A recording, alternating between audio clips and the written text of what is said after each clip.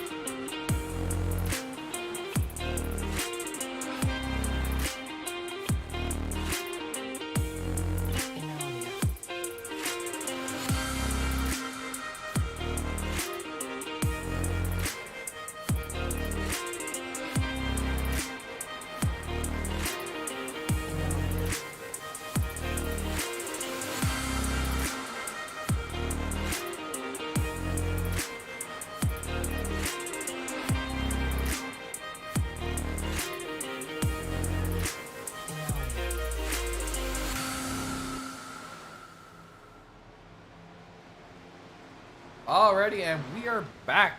Right now we're currently in practice, 7 minutes and 30 seconds left remaining. Linus Brostrom in the top with a time of 22.49, about 3/100ths faster than second place Rodrigo Novas in the 54, replacing Mr. Brian Chu for today's race, as he is having personal reasons for being out. Now in third place we got Mr. Angel Hernandez, another solid driver. Now Angel is a driver I've raced with plenty. I've helped him with my lines and stuff like that when we run officials. And you can see there his cup stats are 2 wins, 2 poles, 11 top 10s, and 9 DNFs. So he's a really good driver. Typically, if he stays out of trouble, he's usually there at the top 5, if not there in the top 10. His stats show that. Hermie Sadler, as we were discussing, solid driver. He's got 1 win under his belt for the Cup Series, but it's the same situation with him where if he avoids issues, he's usually a good, solid racer for the race.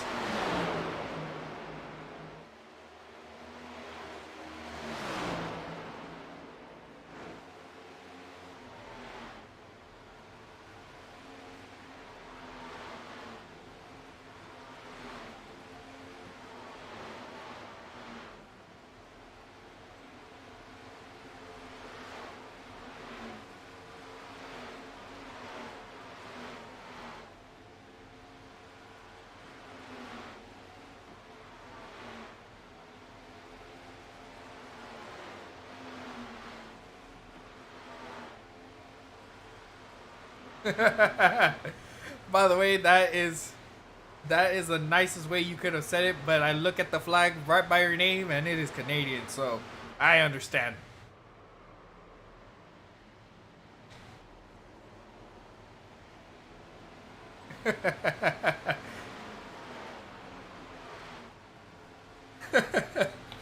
Well, I believe this is actually if not, no, I think I've had a chance to talk with you once or twice.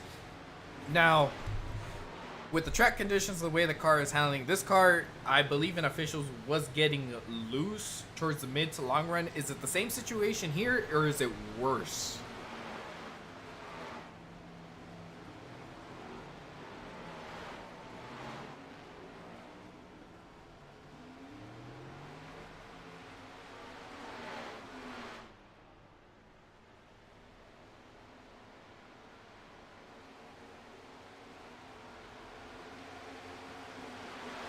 If I should say this online or wait till the end of the race, but I was actually downshifting going into 1 and 3, actually just like at the end of the tire run there's just not enough front right left to go. I will say that's actually interesting. Now that could be a factor regarding the temperature and all that, because I do know in the officials, speaking with some of the guys that I've raced with, they were talking about how it starts to get a little loose and things like that. So hearing it get tight, it's going to be really interesting, especially for anybody that's trying to make a pass on the inside. Now, is the preferred line for you the inside or that middle line? I'll have to say it really depends where you're at in your run. At the beginning of the run, car seems to be a little bit faster going on the top side, diamonding down in the bottom and letting it come back out on exit. But as the tires wear out, the line seems to be better and better and more comfortable just migrating to the bottom. But we'll see how it goes, right? Because it all depends who's in front of you, where they're running. Dirty air is really an issue here with these cars with the new package. Maybe one of the reasons why the cars aren't that loose is, the track temperature is really low. I mean, air temp is 64 degrees. Track temp is 72 right now. So I think it maybe has to do with the track being a little bit cooler. Maybe the car's not getting all that loose.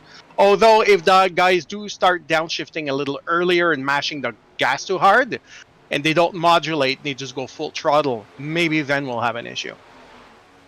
Yeah, I actually agree with you 100% on that, as it's definitely a little bit of throttle control that comes into factor. But we greatly appreciate you taking the time to talk with us. And I see we only got about 2 minutes and 30 seconds before practice ends, so we're going to let you get back out there and run a few more before we get into qualifying, and we wish you the best of luck. Sounds good. We'll try to get a top 10 today. I just dropped out of the top 10 practice times, but we'll bring it back there. I think qualifying is going to be a little bit more important than usual today. It does seem to get a little hard to pass here with the dirty air. So we'll see how the race goes, and maybe I get to see you again at the end of the race. Who knows? For sure, hopefully. We wish you the best of luck. Good Have a luck. good one, folks. No, that was Mr. Franz Brettschneider, driver of that number 19 car. Wish him the best of luck out there. Nicest driver in the field. Yeah. Now, speaking of drivers in the field, well, let's go ahead and make your picks.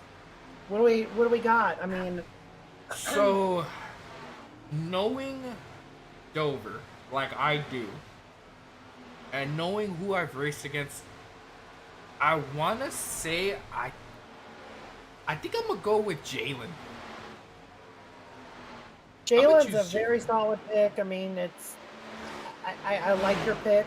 I'm thinking I'm almost there with you. But I'm gonna have to go with Mr. Angel Hernandez personally. Angel Hernandez won the Xfinity race here just a couple hours ago. So he's fresh off a dub here at this track already. I know it's a completely different car, different animal, but I think he's going to boost that confidence right into this one, and we'll do a Dover sweep. What's funny is I was actually discussing right before the race how me, Angel, we've raced quite a bit, and like I've shown him my line for Dover and things like that. So it's good to know that my coaching has paid off. But but no, Angel's a really good driver. Him, Jalen, Joshua, and Thomas. I know our other fellow broadcaster. We've all been racing together as a team, in officials, things like that. So we all learn from one another. So I know what these guys are really capable of.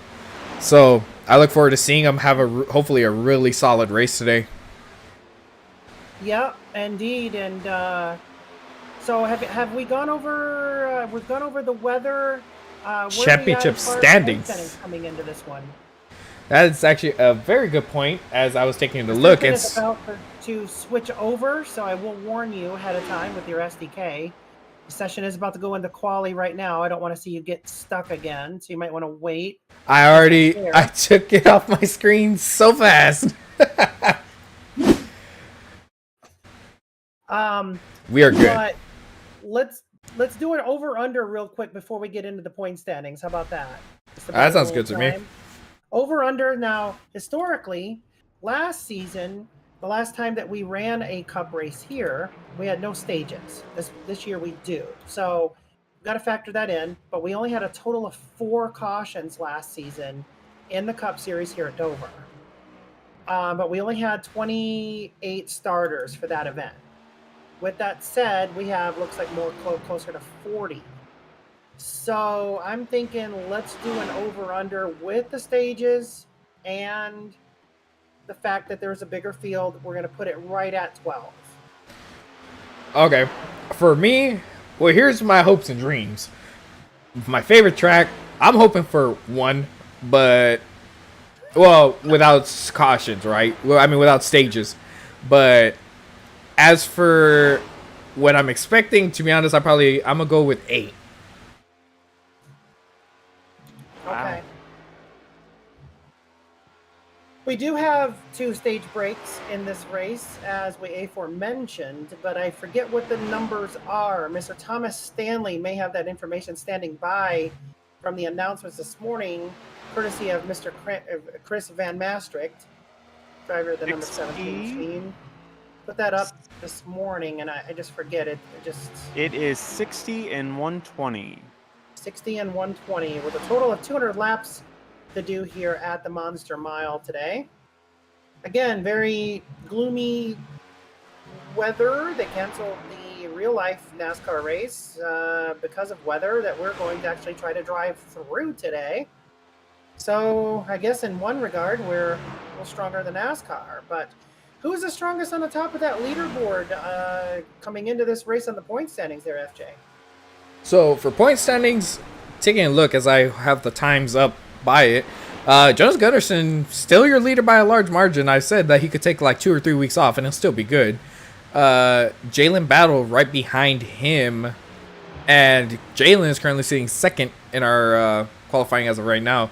Charles Robertson, another solid driver, sitting in third, and Angel Hernandez, who's just put up the fastest time, is in fourth. So this is a race where if you're really good at the track, you can make up a lot of positions very quickly, and it's really your chance to gain ground on the guy in front of you, or girl in front of you. Which Angel did finish second on Tuesday in the Road to Pro, or Thursday for Road to Pro. So. Yep, I was mentioning how we're all on the same team and we all race a lot together. Now, I will say the top 15, 16 drivers are some people have been really consistent this week and just overall just been doing a really good job, as some drivers are still out there qualifying. I think so I know I chose Jalen, but if I have to choose like a dark horse pick that I could think of possibly pulling it away, I think I'm gonna go with Rosso. You guys are going dark horses here, huh? I'm thinking dark horse. Let's put in the troll himself, Mr. Danny Solo Trollo, I like to call him, as the dark horse here. Oh, we're doing dark horse. I haven't even made my actual pick. Okay. Who's your actual pick? My actual pick. I just talked to Josh. He said he has not figured this track out yet, even though he did throw down a really good lap. You know what? I'm going to go out on a limb, and I'm going to say Marcus for the win. Marcus Hagman. Dark horse, Hermie Sadler. Ooh, that's an interesting pick right there. Even though, in my opinion, I don't think he's a dark horse, but I just feel like it's going to be one of them two up there. Well, I mean, those are very solid picks coming into it. Looks like qualifying is wrapping up, guys. Yep, as a matter of fact, it just finished. And I will say, hooray, my SDK did not freeze on the overlays. As we take a look at our starting grid for today's race, Miss Ria Ferris, take it away. So it looks like Angel Hernandez, my pick, by the way, has the pole position for today's race with a, well, I'm not getting his times up here. Give me just 1 second here. I'm going to get my, here we go. Angel Hernandez with, I'm not seeing the time, 22:49. Yes, wow, that's a fast lap. Linus Broström to his outside. He's from Sweden, driving that 16 machine. We got Josh Grosso starting inside of row number 2. And then we got outside Mark Gonzalez out of Fort Worth, Texas, driving the number 99 machine. And starting in row number 3, we have Jalen Battle and Joe Grijalva also from Texas to his outside. Danny Solo and Daniel Homer make up an all-Swedish row, driving cars 4 and 22. We have Michael Haflidason driving the number 66 today, as well. To his outside is Hermie Sadler. Welcome back, my friend, driving that number 25 machine. We got James Bowles driving the 48, starting P11, and Charles Robertson to his outside, starting P12. The inside of row number 7, we have Tristan Rivers, and the outside, Blake Lothian. And then we go to row number 8, Christian Delgado. And to his outside, we have Portuguese driver Ricardo Machado. And then we move on to row number 9. We have Roberto Moda, also another Portuguese driver from Lisbon.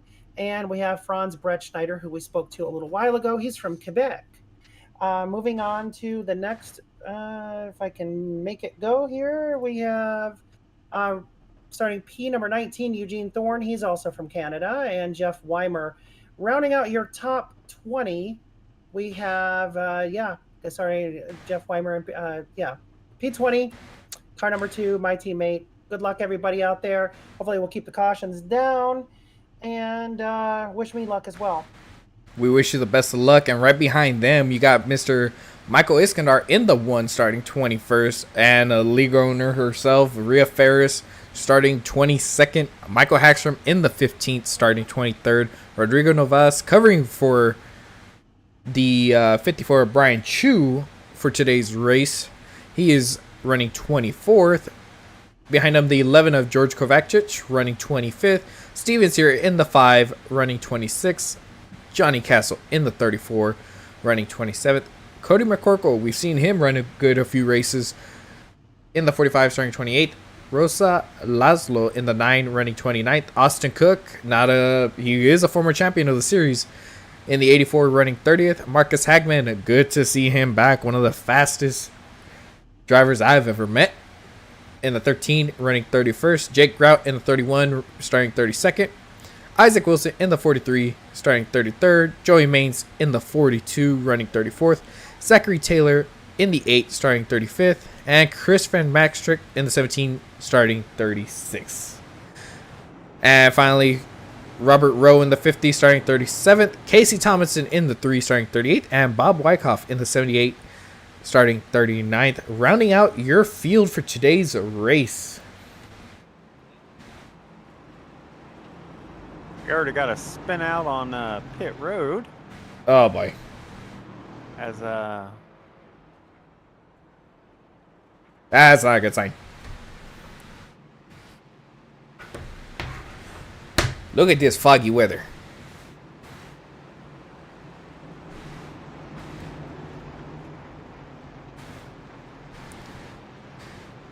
Now, some of the drivers were saying the car was getting tight. Have you ran any? I have ran a couple laps. Marcus jumped to the pit. Wow, what happened here? The 50 did a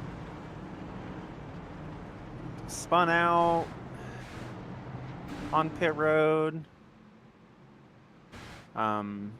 Marcus is probably doing the Marcus thing. I mean, yeah, he loved starting from the pits. But when I noticed it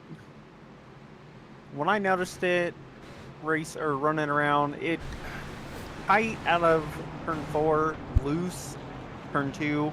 I only did about 20 laps, so I can't really, gauge too much for them, but I feel like tightness may cause an issue.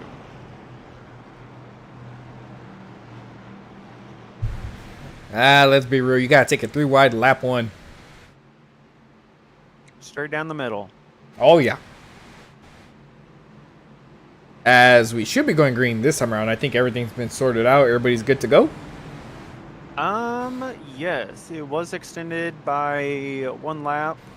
So this time should be green flag. And if I'm not mistaken, this is Hermes' first race back in ISNF. I believe so, as they're taking the green flag and away they go. Huge chuck up.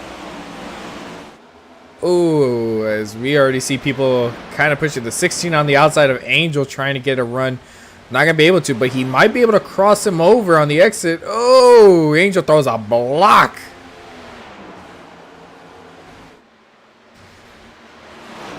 Interesting that these gentlemen are running the middle line. Angel decides to give him the bottom, and I assume gonna try and run the top. And Linus should be able to clear him. Well, I think there's the 4 of Danny Solo is blinking just a little bit. Now, I really do think if you run that middle to high line, you're gonna wear out your tires a little bit more. As everybody I have seen has been running, or at least in officials, has been that bottom line. This is true.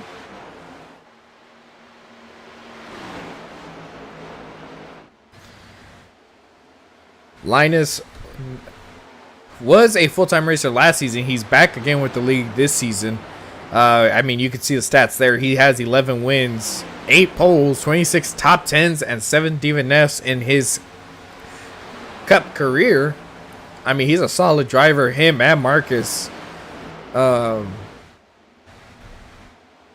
Overall, ooh, we saw a little wiggle out of the, I believe that's the 66. Yes. Yes, it is. It is a little weird seeing the 66 back out on there, but it is.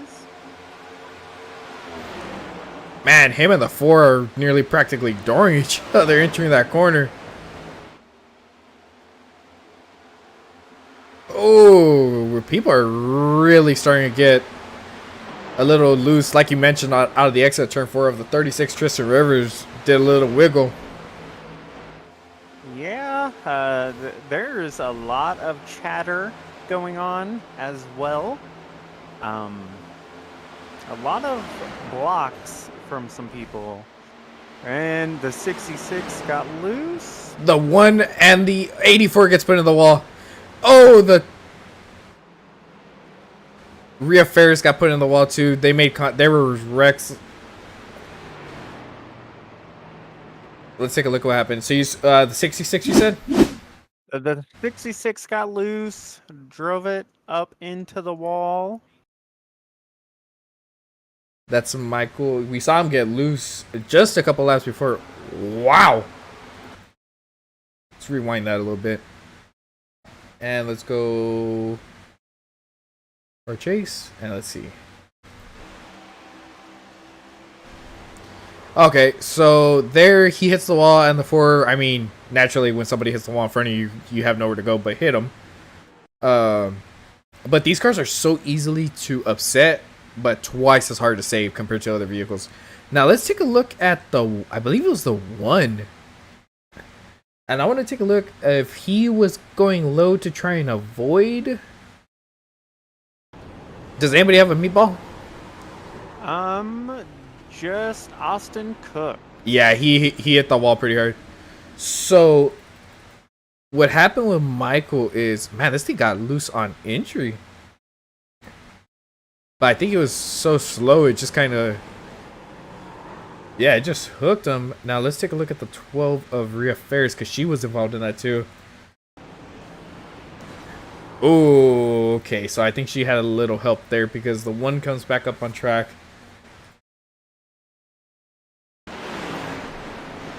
And she hits Austin Cook into the wall, and she gets loose on exit and smacks the inside wall.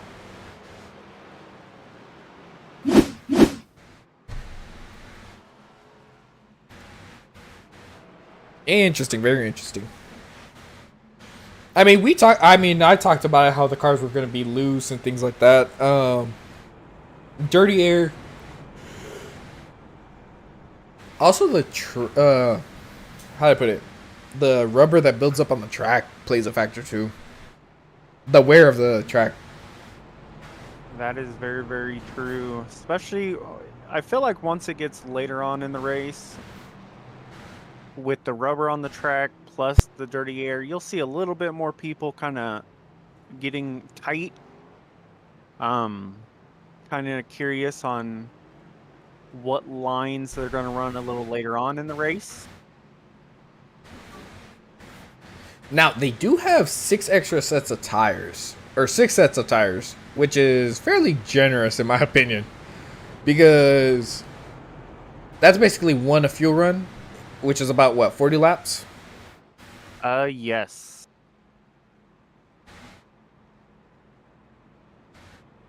So if I were these drivers, I would just go along with every time I pit for fuel, take tires.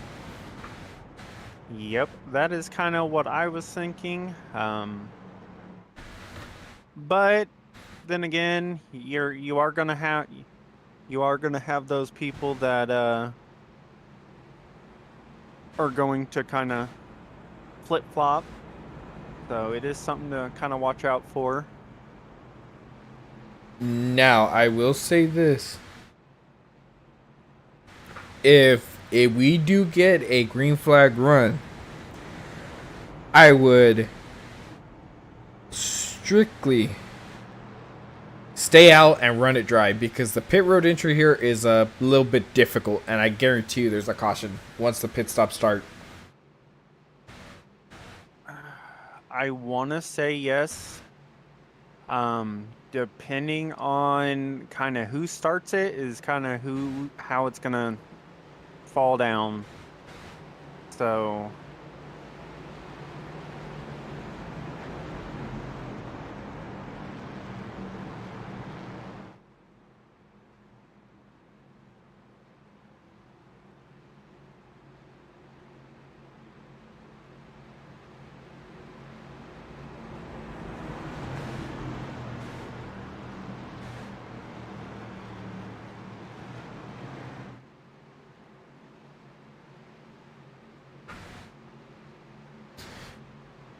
So we're getting ready to go green once again.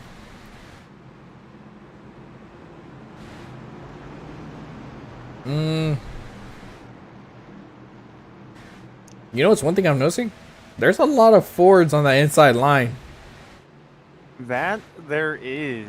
It is definitely Chevy outside, Ford inside. You got the one Toyota thrown up there in Charles, which is in a very nice paint scheme. Oh, Angel did not get a good start at all. Massive checkup. Jalen was able to get around him as well. So Angel falls back to fourth. Jalen jumps up to third. Linus still holding on to the lead. Battling behind them. You got the 51 and the 77 of Christian Delgado and Joe Grijalva. A fellow Texan, I might say. Now, here's the thing. Yes. Biggest thing about drivers, and one thing I will say about this track is if you're on the outside of someone, you have to get as close to the wall and exit as you can, because the inside car is going to think you're going up to the wall and going to drift up, because that's what you do at this track. And if you're about half a car to a car length off the wall, expect a wreck because of it. For sure. Oh, as we got the 9, the 22.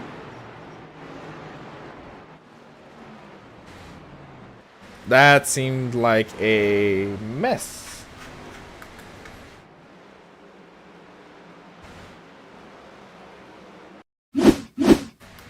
Okay, let's take a look at this. And this is another... Wow, the wreck avoidance on everybody, though?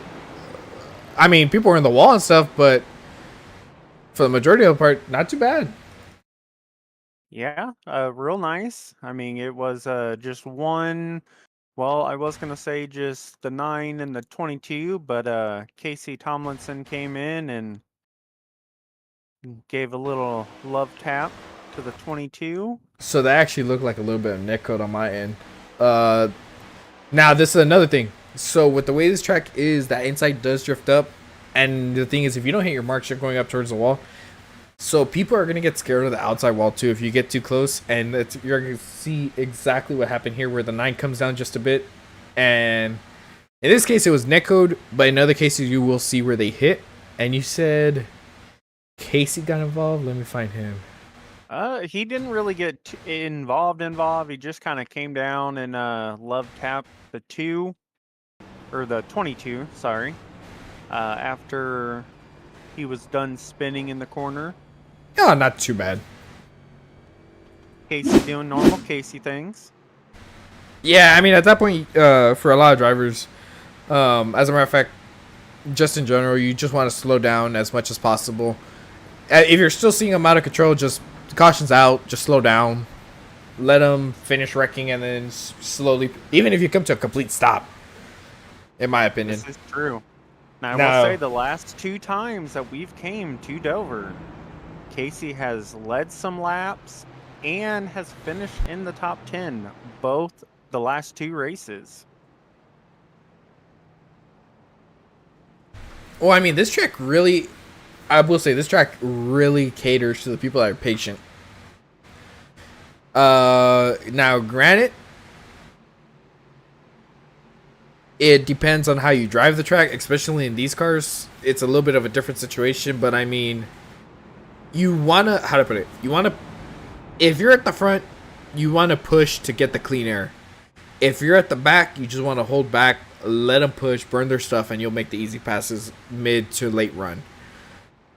If you're in the middle, it's just about avoiding the wrecks. Which is why my 2 picks of Hermie and Marcus both hold back, both extremely good drivers.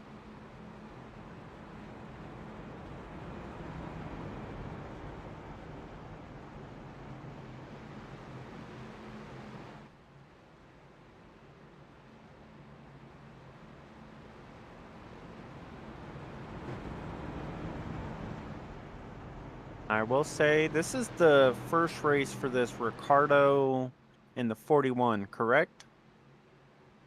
I can tell you right now if he has any stats. No, he has no stats, so I believe this is his debut race.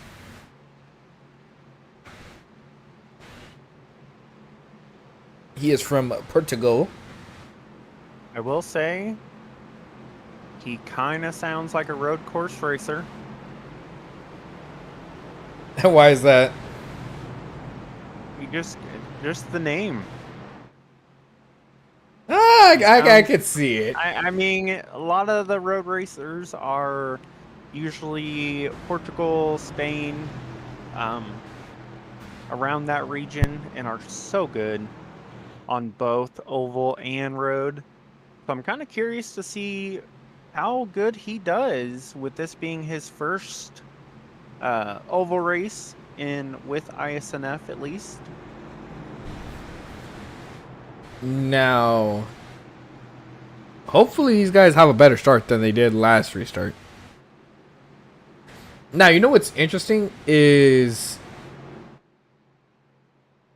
I was actually discussing this about the truck races, how I was actually getting really good launches on the outside. And it seems like Linus is taking that to his advantage and starting on that side as the inside spins tires again a little bit. As the way they go, I want to say it's because of the banking on the inside. It makes it a lot easier to spin the tires just a little bit more than on the outside.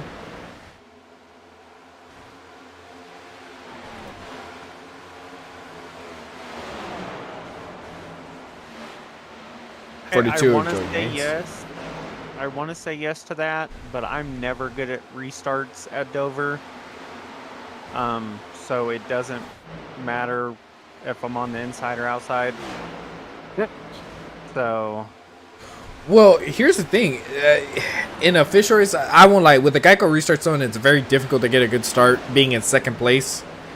But at the initial start of these races, I have been able to actually get the lead from second on the initial start of the race in quite a few races.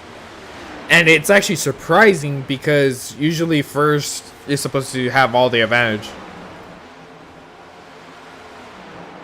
Seems like Austin Cook was able to recover and is back out there running 17th. He does have that left front damage.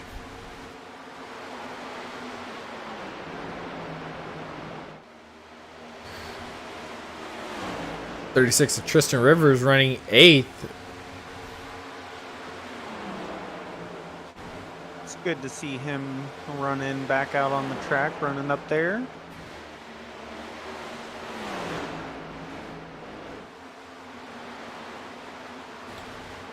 Seems like everybody's kind of getting sorted out. Rhea Ferris running 32nd. She was involved in that incident earlier, but it seems like she was able to get the damage fixed. Right behind her is Mr. Bob rocking that Charles. brand new paint scheme. Charles gently scraped that wall.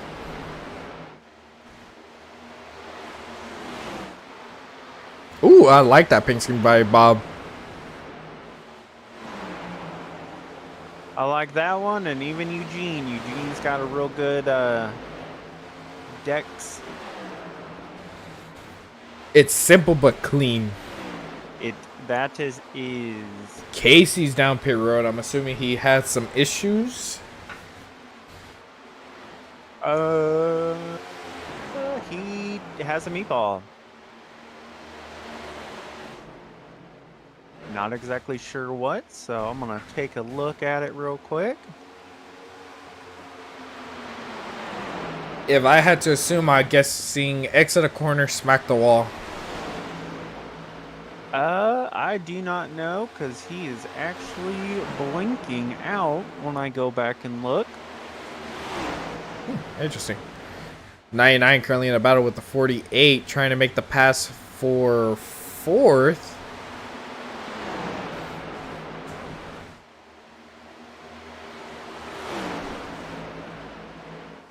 Now, I will say some of these guys are pushing a little early.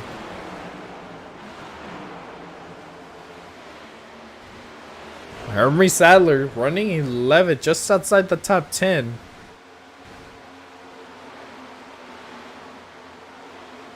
Now, I do want to bring up, Marcus started from the pits, was a lap down.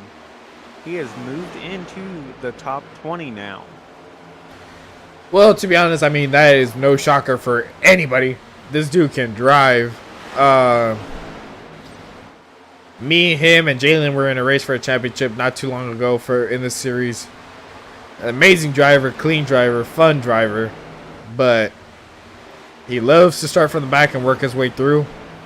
And I mean, seeing it there, he's picking them off one by one. It seemed like the 9 had a little bit of issues again. I can't tell if the 9's getting loose on exit, but it seems like he keeps, yep, as we see it there again. As Ooh, we got one in the wall. 9, Mr. James Bowles got up in the wall. Well, there was actually quite a few cars up in the wall. The 14.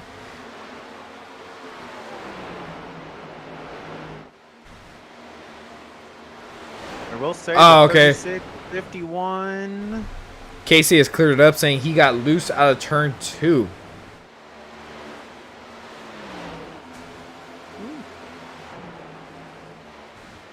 Almost was a 3 wide for 11. Some of these drivers Well, are somewhere around there. flirting with the wall.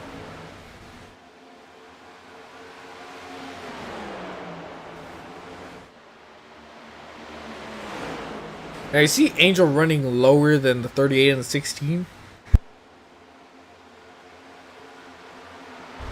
Even his entry is a little bit shallower. Now, one thing I know with the trucks, I don't know if it's true with the... Oh, as Josh got loose.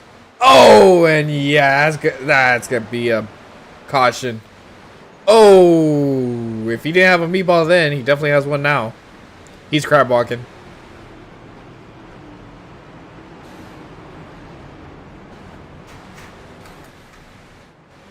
I think he clipped the apron.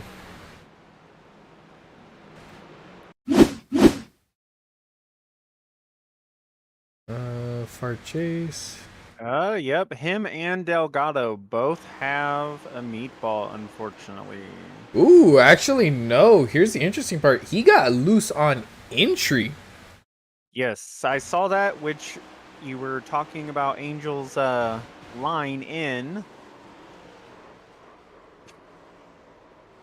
to the corner, and as you were talking about that, I did notice him get a little loose, almost saved it. Now, Dover is known as a self-cleaning track because of the way the straights are. And Joshua had his tires locked down. He just kept sliding, and I mean, let's take a look from the 77s because it took a while for the caution to come out because I think he wasn't all the way around. He was like pressed up against the wall. Yeah, I don't exactly know what happened with Delgado in that part. Oh, he got hit into him. Yep, I just was about to say that. Looks like Joey Main's kind of Man, that getting really. his best in impression of arc braking. Now, where is the 42? I want to take a look to see what the 40. Man, he really sent the 77 into him, though. Here, this will be a good angle from his cockpit point of view.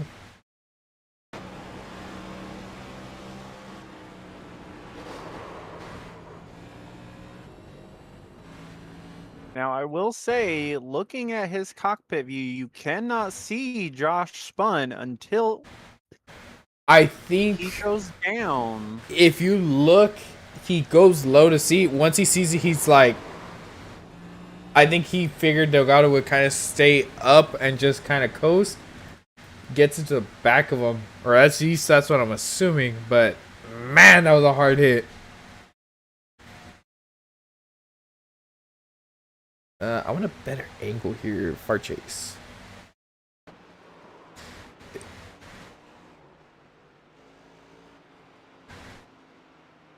Now, I will say, Delgado, even though he did have that meatball, is back out on the track already.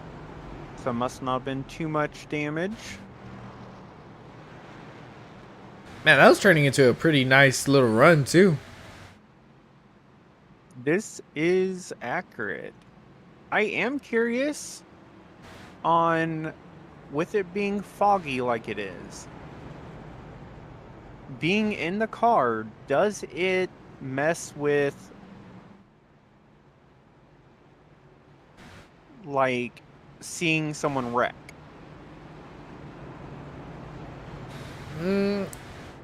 I will say a little. I will say it definitely takes a little bit more focus to see a wreck occurring. Or But at least at Dover, in my opinion, because Dover, you don't really get the smoke that you get at other tracks. Dover's kind of one of those, you really don't get the full effect of it. So,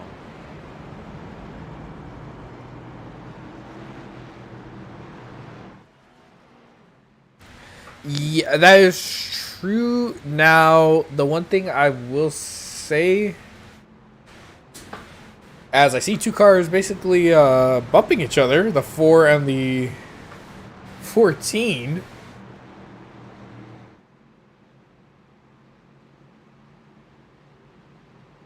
they are just loving each other right now, both teammates. In fact, they're team owners in the chat.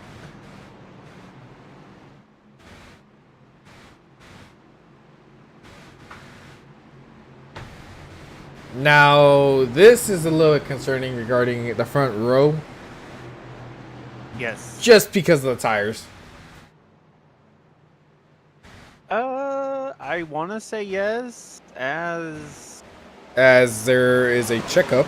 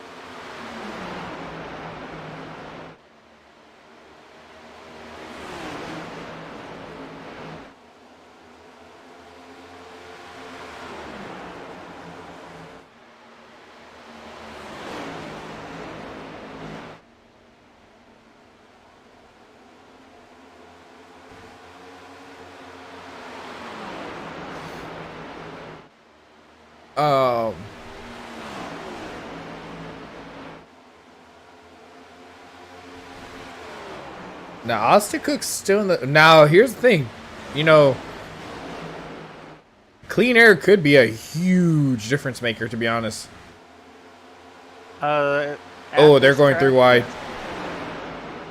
Oh, that was a tight call, but And I will say, we all do know Mr. Austin Cook has won a championship. Definitely is the most made fun of, I should say, as far as tires go. Is a in real life racer. Got a couple. Oh, one got loose. The 14 gets loose, and we got the 66 around.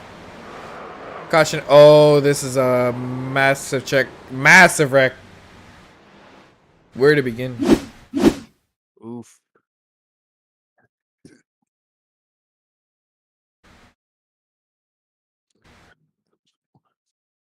Let's see. Let's start with. This all started with the 66 and the 99. So 66. Oh, the self-cleaning track claims victims. See what happened here. Did the 66 netcode one? Man, netcode is. So right here though, right here, I think the rest of this wreck could have been avoided if he would have locked his brakes. Yes. Which that did take out 24, 51. the 20 or the 51 barely got in it. Jalen, I'm Now, certain, has a meatball. Hermie made it through there pretty nice. Ooh, the 41 took a shot there too. Now Mike, the number 1, 24, and 51 all do have penalty or not penalties. Black flag. Meatballs. Meatballs. There we go. Mike has a 16x already. Ooh, Hermie did have a nice little. Let's go on board with him. I want to see that. You gotta respect the wreck avoidance. Yeah. He Wow. that was honestly probably one of the best wreck avoidance I have seen in a while.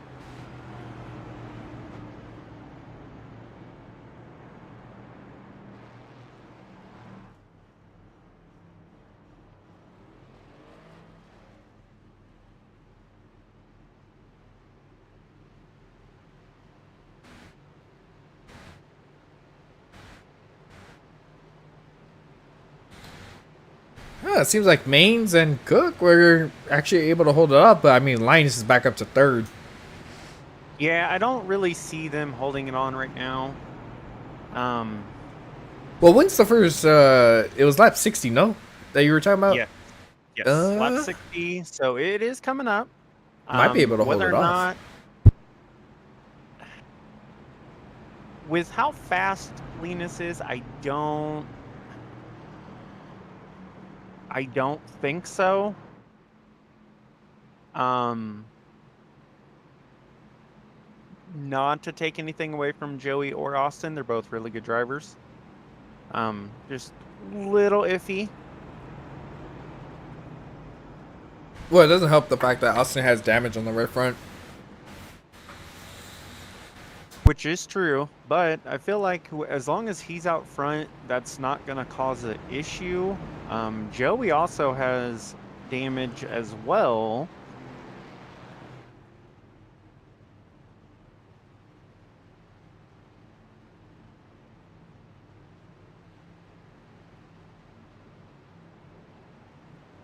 So I feel like this is going to be just a who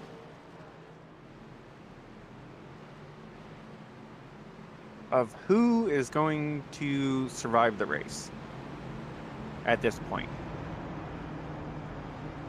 Because we still have 200 laps for this. This My pick is our out. Fourth caution. Who was your pick? Well, both of them are out. Jalen and Joshua. I was going to say, I know one pick was Josh.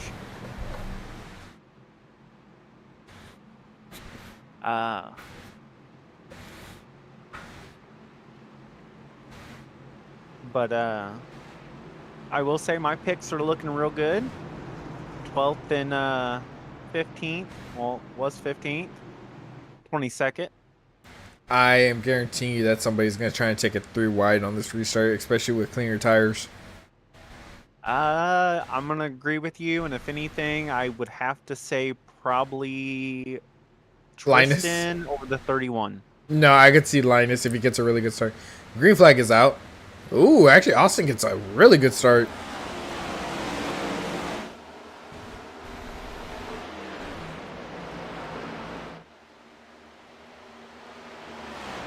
Now, all it is going to be from here is just running for his life. But I mean, Linus, fresher tires. He's been fast. I think he should be able to get around. Austin. No, Justin, what you're seeing is fog.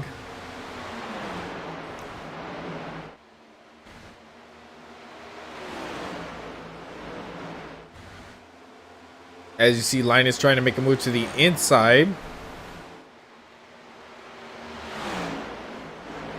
Ooh, is there tight coming out of the corner. Oh, and he gives a little check to, once again, being afraid of that wall. As the 16 drifts up the track. They are racing really aggressive for this. Oh! The 9 gets a little loose, hits the wall. Making contact. Oh, the 36 gets into the 84 and wrecks him. Oh, and they pile in. Still wrecking. Still wrecking. I will say the 2 held it down. Charles. Now, what happened here? Because, man, that was... So, it's 36. Who is a 36? Tristan Rivers. According...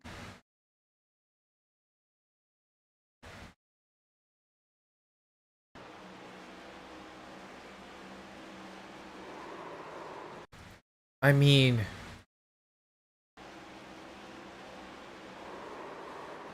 I don't know. So, as I am hearing, as I am listening,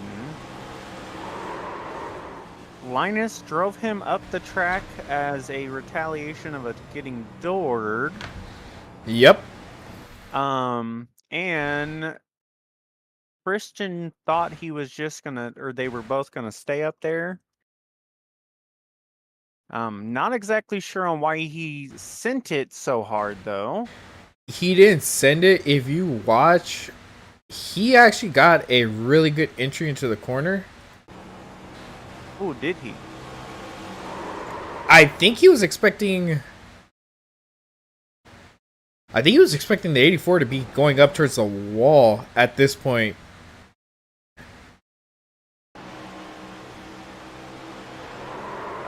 But even then, I think it didn't help the fact that the 36, I believe, clipped the 8. Maybe. Because, I mean, the way he moved up the track was... No, not quite sure what happened there. Now, going back to the 84, the 9 gets involved in this.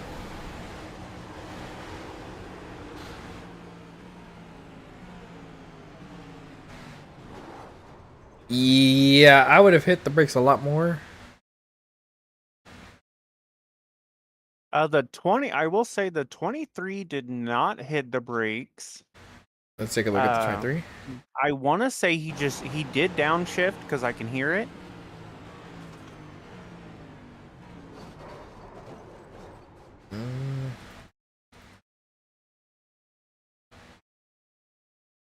And let's take a look at the 2. I think had nowhere to go based on what I was seeing. Yeah, the 2 tried to slow up. Or did he? Hold on, I want to take a look at this. He did. I feel like if the 20 did not plow into the back end of him. He still would have gotten involved. I would have hit the yeah. brakes a little bit earlier once I saw it, but I want to go back. I don't understand, bro. That, you know what? Let's go car chase. I want to see.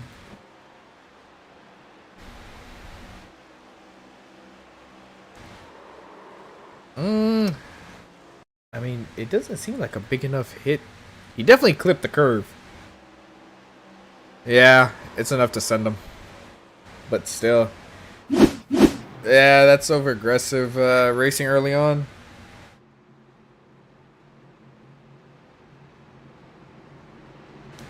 I will say, your dark horse pick is back out on the track. Granted, he is 16 laps down.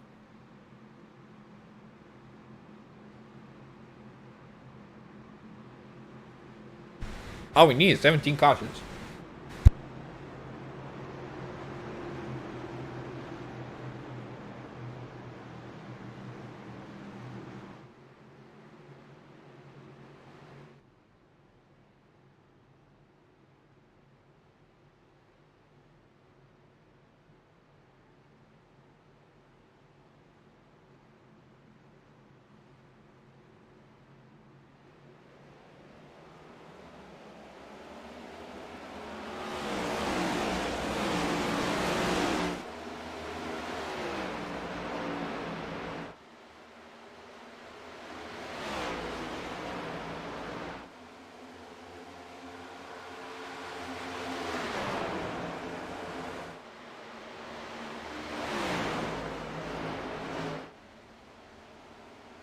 Now, I am noticing Hermie, when he enters the corner of 3 and 4, or 3, he uses the apron a little bit.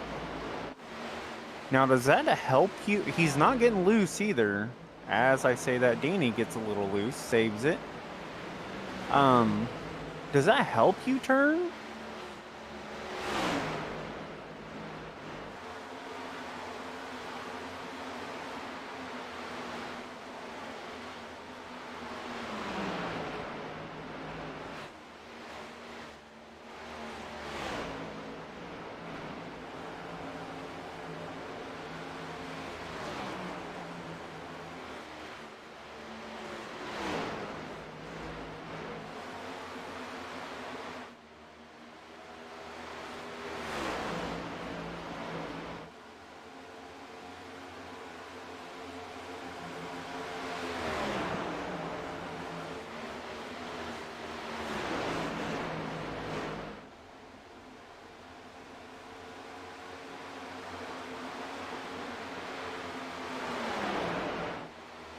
As we are coming up to the stage break,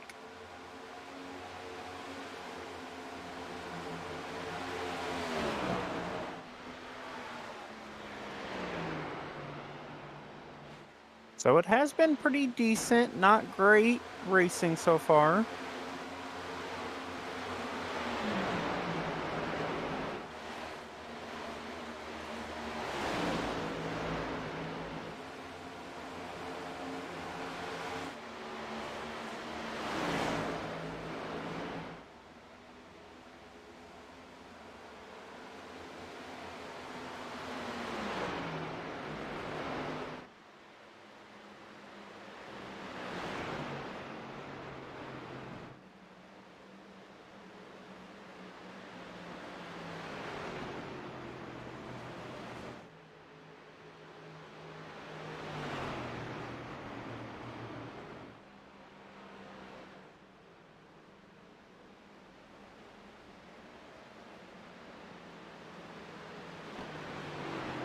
Ooh, as they were coming to the stage, it does look like the 77 almost got involved. Well, he smacked the wall right in front of the leaders coming to the line. I was saying we got 140 laps left, and I mean, we're getting to the point where half of the field is already damaged and out. Yeah.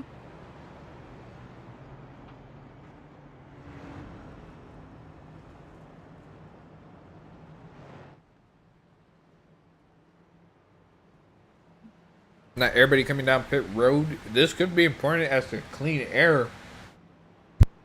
As I say that, my dark horse pick has decided to park it for the night. Your dark horse was Hermie Saller?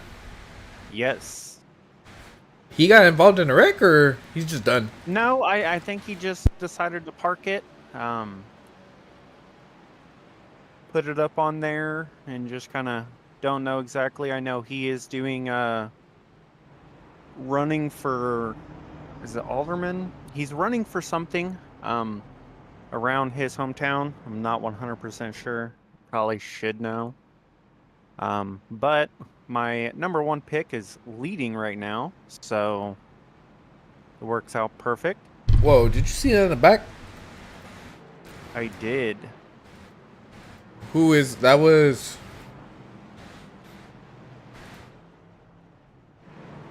I think that was Eugene again.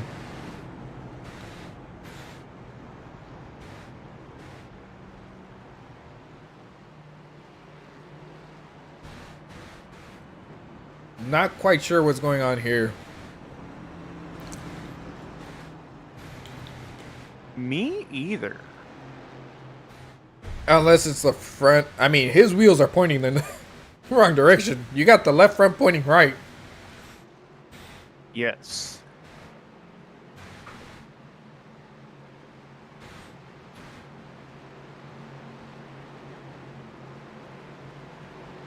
Now, was it him that's... Because the only one is a 23, but the 23... Oh, no, it's 23's in. Oh, that's what I'm saying. It's because we saw him smack the wall for some reason.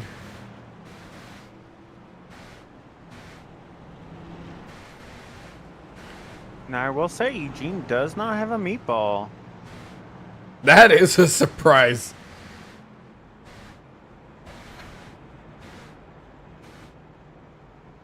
But that is quite a bit of damage.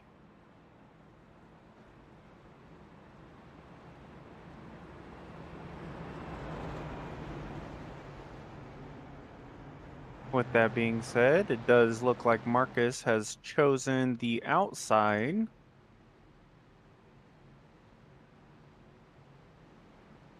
It still puzzles me that he only has 2 wins in the Cup Series.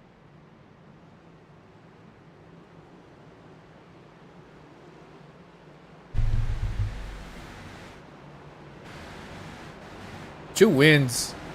He is a champion. He is. He had 2 wins. It just throws me off because I know he has a lot more total wins in Arc, or not Arca, in Xfinity and in the IndyCar series that ISNF had. So just 2 wins is just really throwing me off. Now, I think... Well, I'm not gonna lie. This actually shook up the order a little bit because Linus is sitting back in 6th now. Yes. As we're getting ready to go green.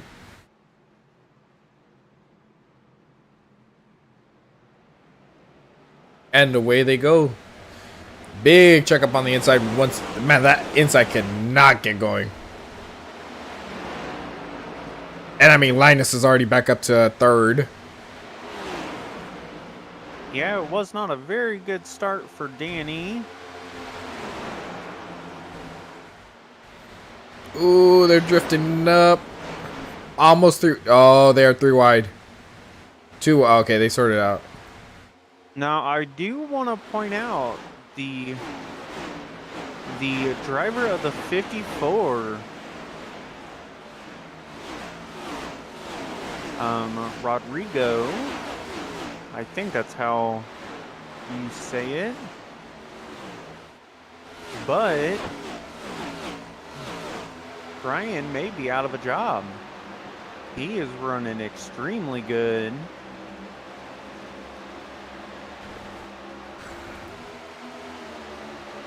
Let's take a look at some of these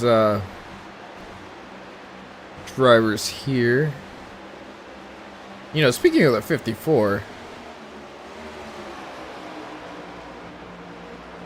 I mean, he's subbing for Brian, doing a solid performance. He's up 20 spots. Yes. Now I will say over the mics, hearing a little bit of Turpin, the guy filling in for Maddie, Ricardo, gave Charles a little taste of Charles' medicine. That left rear is really tented in on that 41. Oh, is he kind of scraped the wall, I think, right there? Now,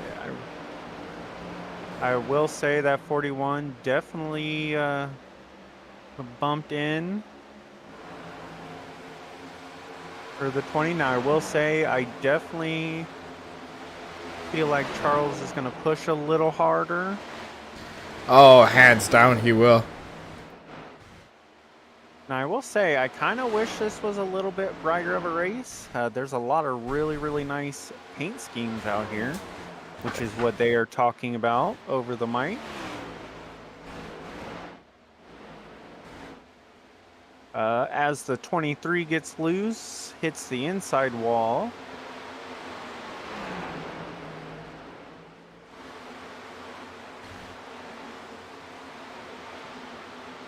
Now, I will say there's a lot of really good paint schemes, but like you said, the lighting and the fog really doesn't justify. Yeah, because I mean, I'm not. That 20 Mac Tools car looks real good.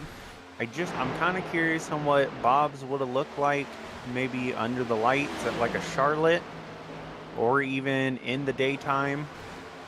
I would love to see Bob's like at a Darlington. Yeah. Which I think Darlington should be.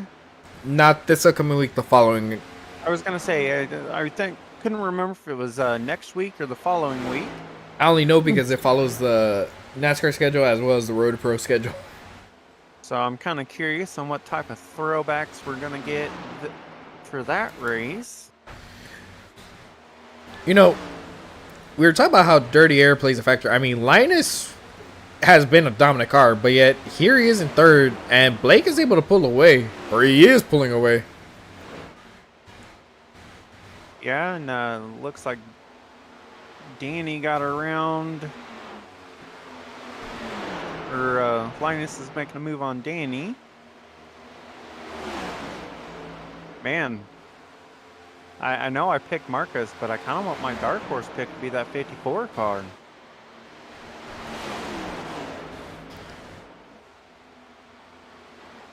Well, you know, I feel like the first... Here's the thing. A lot of these drivers are running different lines. The 16 and the 4, I think, made a little bit of contact right there, allowing the 54 to squeeze on by. As you see the 77 right there.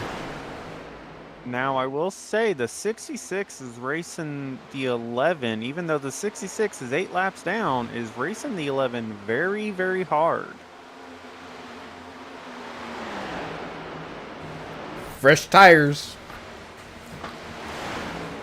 Oh, as they make contact. As a contact. Okay, I won't lie. If I'm the 11, just let him by. As Angel. Ooh. If I was the 11, I would have simply just given it up one corner and just gotten to his inside. Because if you could get to his inside, you put him in a position where he's going to fall back to multiple drivers. Oh, as they come up on the 77. That cost the 11 so many positions. Which I will say, Angel did do a good job of trying to cut it low. And give room. And gave George quite a bit of room, or tried to at least.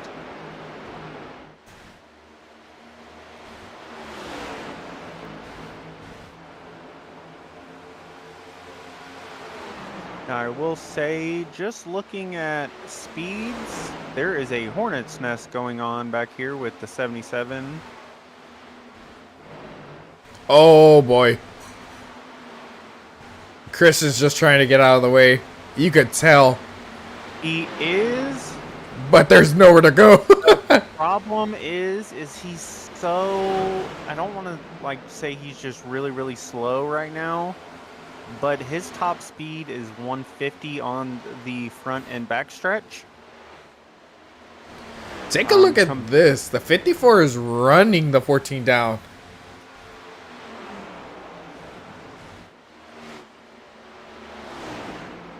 I'm telling you, Brian misses one race, 54 is going to end up putting it on podium. All right, the 54 is officially my favorite pick for today's race. Now, I know Delgado is running for that lucky dog spot. 54 makes the clean pass and now is leading the race. I don't know how much longer Ooh. he should be out there. Was that the 36? Yeah, 36 at Tristan Rivers got loose.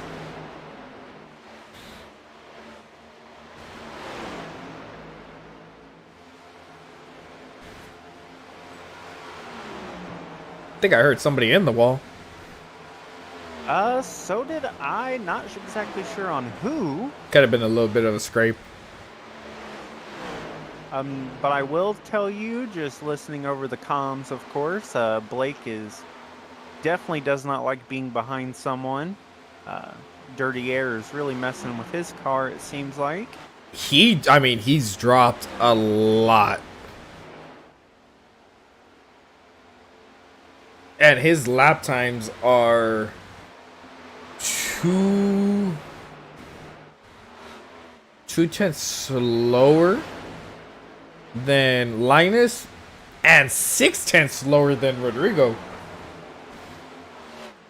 To be fair, though, I'm curious on how hard is the 54 running right now? I mean, he's running it pretty hard. I'm not gonna lie. The times are 5/10 faster than the rest of the field. And I mean, these are some like Jalen Marcus times back in the Gen 6 cars.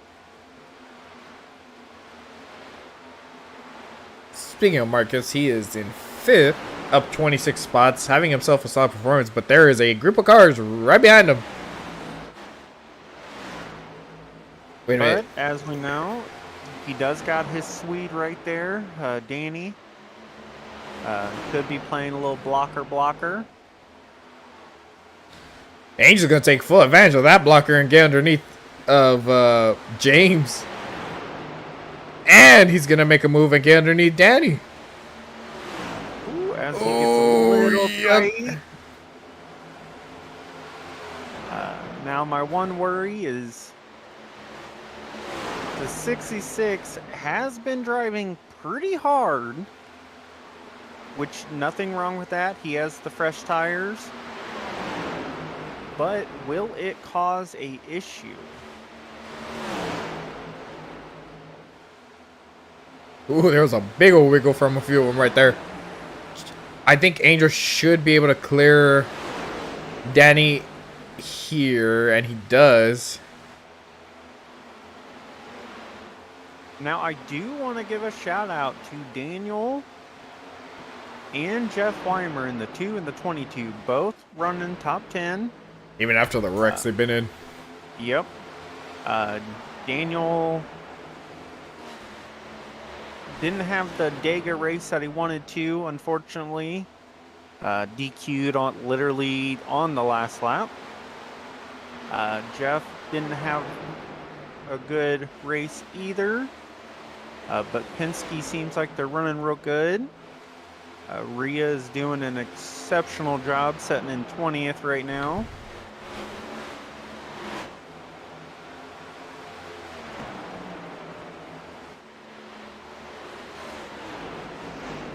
Yeah, she's just running her race. She doesn't look to have any like serious damage or even any minor damage, to be honest.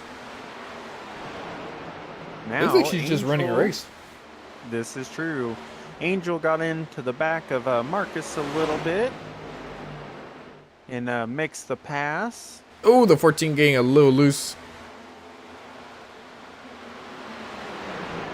The 48 is just following the 6. Yes, and to be fair, I mean, we know how Angel runs. Angel really likes this track. And if I was James, I honestly would just do the same as well. As you see Blake get loose again. I will say Rodrigo has opened up I'm going to say about a straightaway gap. He has about 6 seconds on Tristan.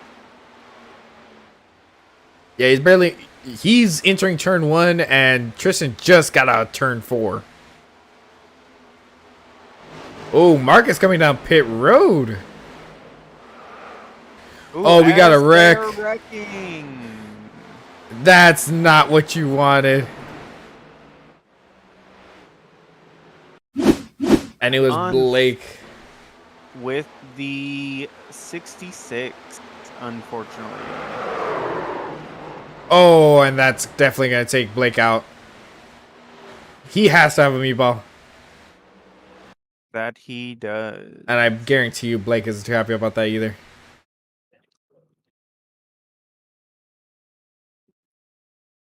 But I will say, you did make the remark about Marcus coming down pit road. He's going to be a lap down. He is, but we have seen Marcus pull this strategy multiple times. Well, here's the thing. I mean, this happened to me in the Rotor Pro race. Exact same thing where the moment I come down, you just hear tires screeching and, oh, caution's out.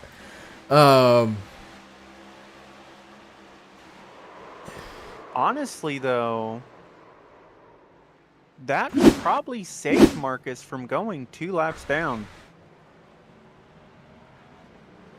That is true. And I mean, I was about to say we're getting ready. We should be getting ready for some green flag pit stops. Ooh, we had one driver stay out. Rhea Ferris. Yeah. Ooh, and you know what's going to be tough about that? Because of her, Marcus cannot get the wave around. Yes. Marcus, the 9. Now, was there any unhappy people on radio after that wreck? The only people that were kind of a little upset is Isaac was a little mad. He was kind of just cruising, had enough gas to make it to the stage. It looks like Rhea is pitting. Unfortunately, I think pit road was closed. That or she's just doing it to drop to the back of the field. This is true, but she didn't pit the first time. Which, as that's going on, I do see Blake coming back out off of pit road. Along with the 15 of Michael Hagstrom. I won't lie, I would be upset getting wrecked the way Blake got wrecked. I would be more mad the fact that it was a 8 lap down car. That wrecked me.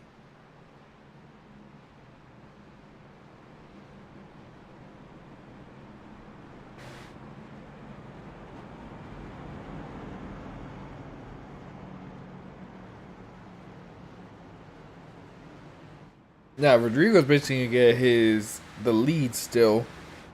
Will he be able to pull away this time?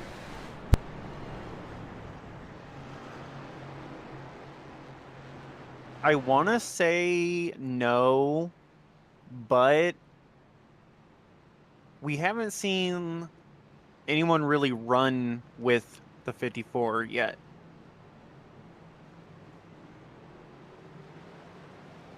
Well, we got 100 laps. We've reached the halfway point. So Got 20 laps before the stage, so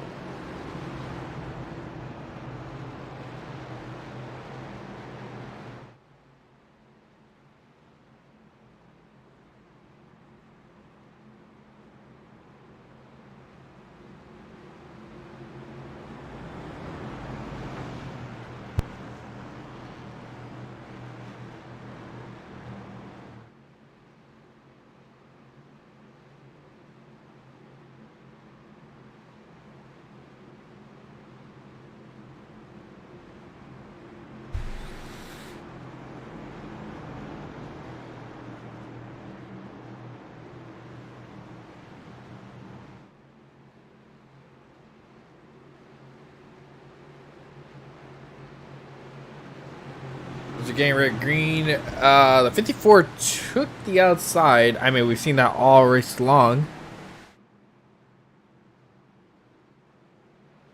And green flag is out, and he gets a good start. Angel gets a pretty good start as well.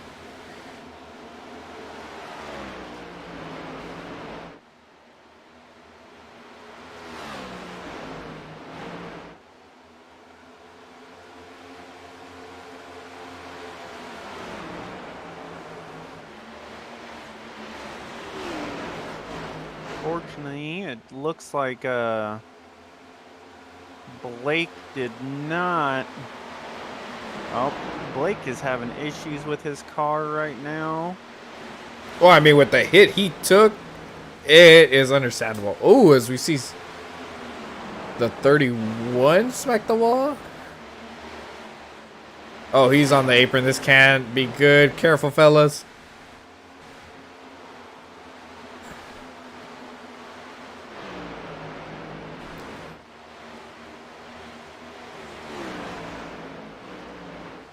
All right, what do you say we ride along with Isaac Wilson?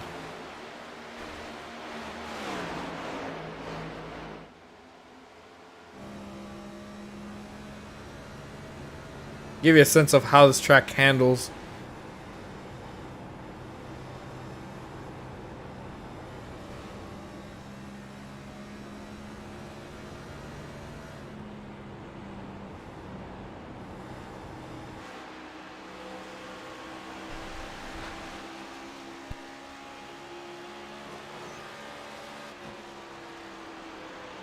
I will say, Jake in the 31 and Blake is both back down pit road.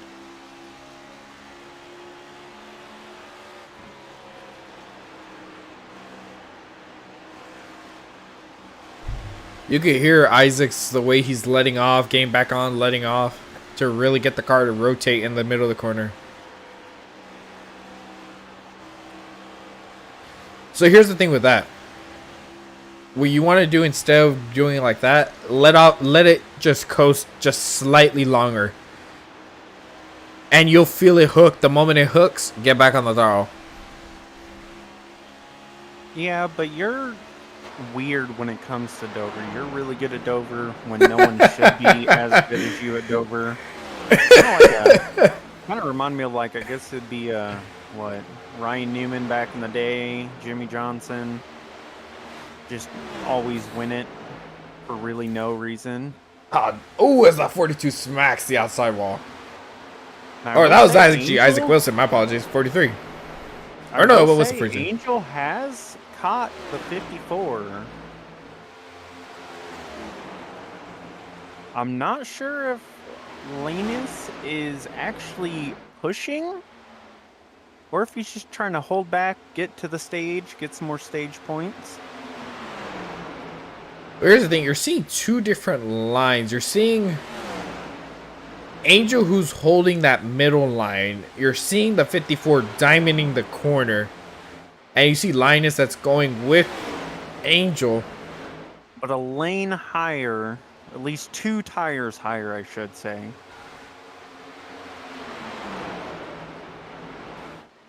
It's interesting because in 1 and 2, he's lower by a half a car And in 3 and 4, he actually goes higher. And, that was actually a full car.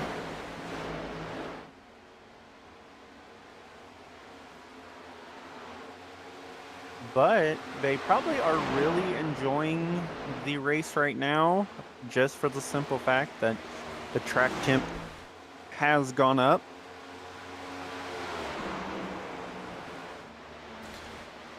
Looks like Angel missed his inner. Oh, or they made contact and Angel gets put into the wall. That's going to affect the handling of Angel's car. It's just a matter of how big. Ooh, it's a 70. Man, that's 77. Is so off pace. Well, it seems like, I won't lie, it seems like every car has caught him at the worst possible place. This is true. Because the thing, okay, with this track, on exit, your car is going towards the wall. There's no, like, how to put it, like Charlotte or Kansas where you could exit like halfway down the track. This one, you're basically right up against the wall. And even if you don't want to be against the wall, it's still going to put you up against that wall.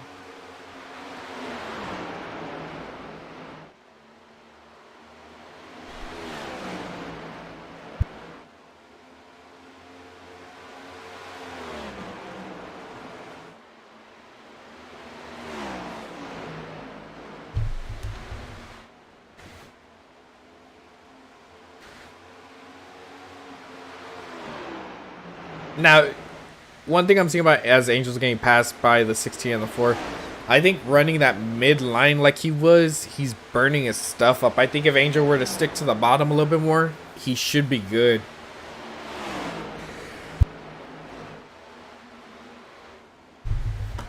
Yeah.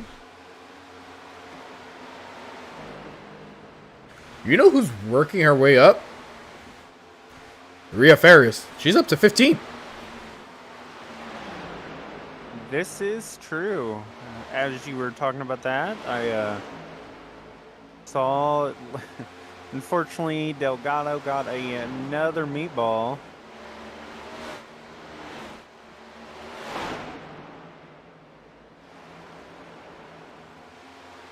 So right now we have 22 cars on the lead lap, and I believe we have 27 that are currently still out there.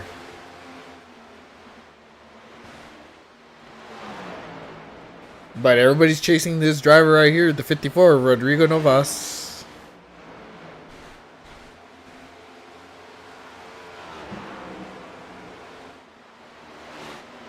Do you want to give a shout out? Mark Gonzalez has worked himself back up to 10th.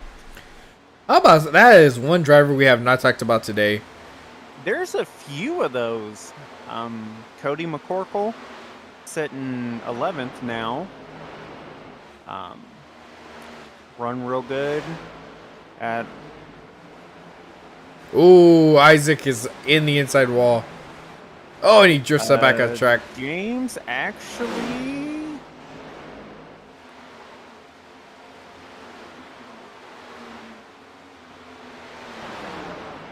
Caution is out. Oh, that's a stage. Yes. That's actually the perfect opportunity because I want to see what happened with Isaac. And Isaac is not happy at all.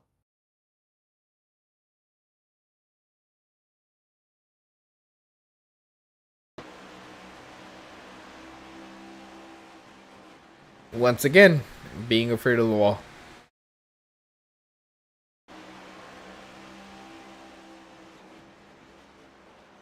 Did Isaac get a meatball from that? He did not, unfortunately. Yeah, James just got afraid of the wall. Moved down just a little bit.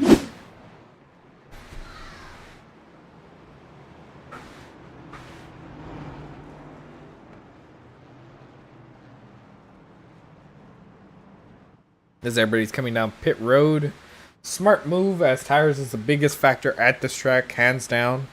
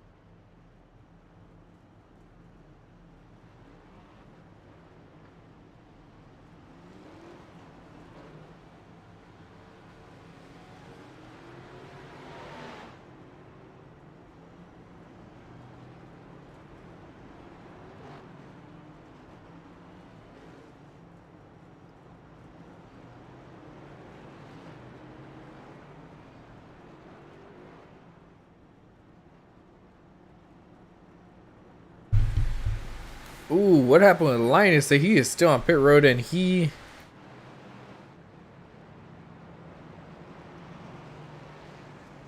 That I do not know. I was actually watching the 9 car.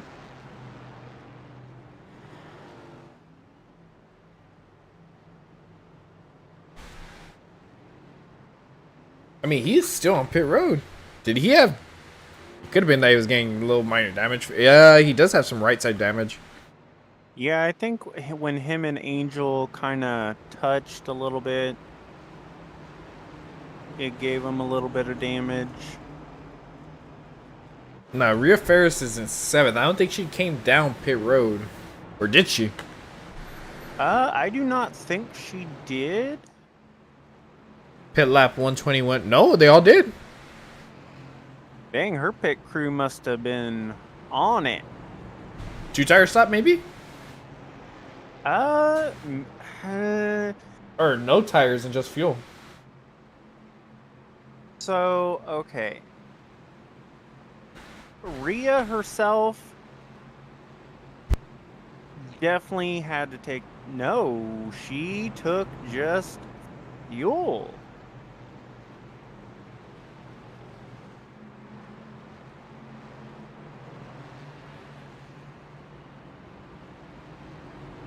Which is very interesting.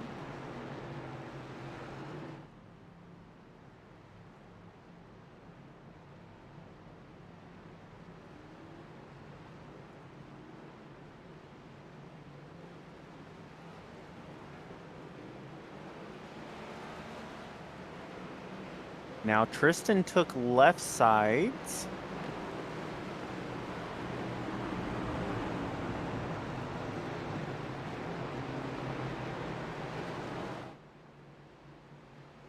James took rights. Daniel took, looks like 4. Yeah.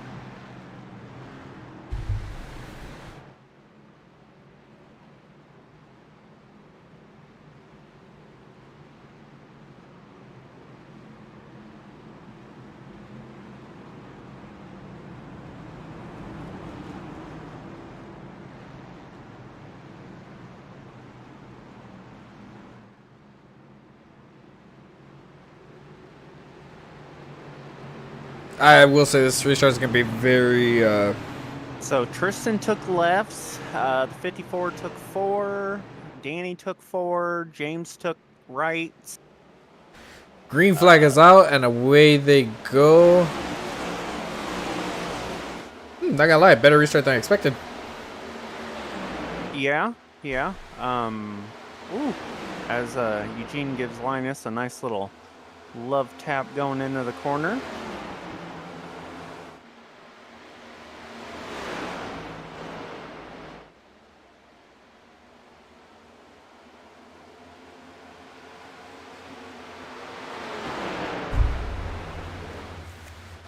.54 already looking to make a move. And yellow flag. As- Oh, as a 4 hits the wall too. Oh, they're still wrecking, I think. The worst part is the 22-15 got a little. Well, that all started with the 66. Oh, did it? Or, actually, I think it was a combination of things, actually. Well, the 99 hit the wall, which hit the 22, so they both slowed up. Well, that wasn't the... Oh, okay, I see here. So 99 hits the wall, hits the 22, sends him in, but the main wreck actually occurs behind him with the 66.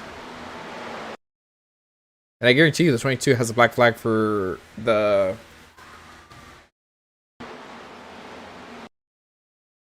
Yeah, 66 cuts down, hits the 23, and hits him into the 17. Guarantee you some people might not be too happy with that. Yeah, I will say the 23 The 23 definitely full scented.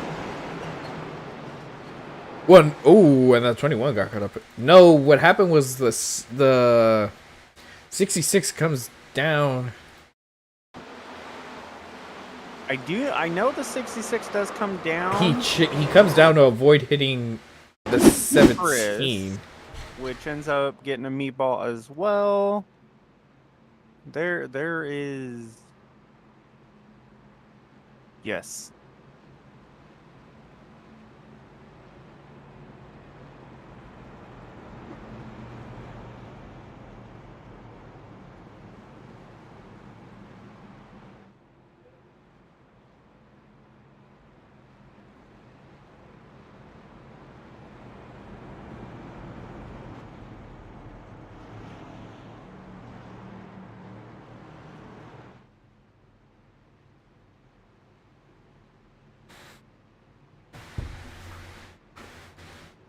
I will say this is an interesting top 10. Linus is down pit road again. Now, I will say there is a lot of drivers right now that are very, very close to DQing.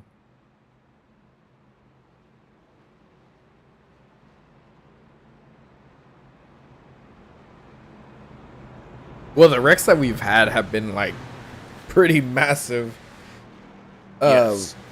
wrecks involving multiple cars and multiple chances to get a 4X. And then, granted, Dover, if there's a wreck, there's not a lot of room to avoid it.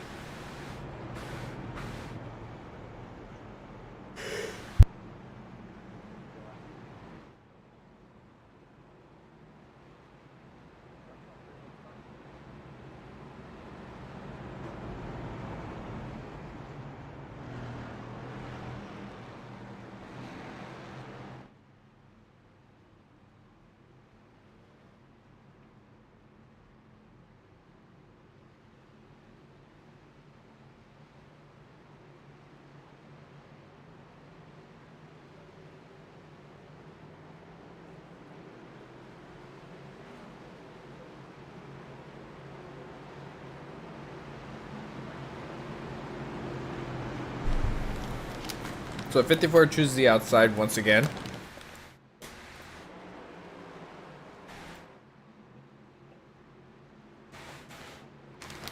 Man, we had a lot of fast drivers that are out. Can I change one of my picks? Can I add Bob to my sleeper pick? Get that car up in there to win the race. With the way the race is going, honestly, I feel like an over-aggressive move, unless we have a green flag run, I think it's up for grabs. Honestly. I want to say yes. I still feel like it's going to come down to the 54, the 6, the 16, as long as Linus does not have a lot of damage. Well, I'm not sure what was going on with Linus because that restart was tough. Yes.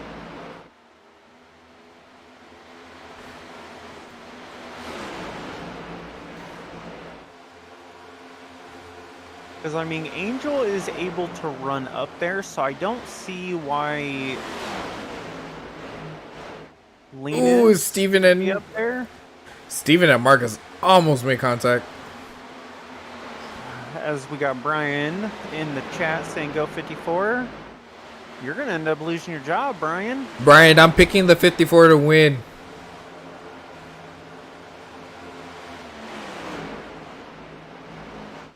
He is whipping that car around there.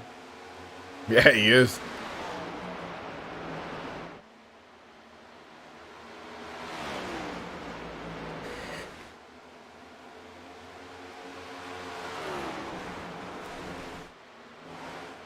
Now, another driver that we haven't talked about today is the 19. He's actually worked his way up to 6th. This is true. Been just kind of quietly making moves. As he's about to crack the top 5. Yeah, I don't know. Kristen's left side.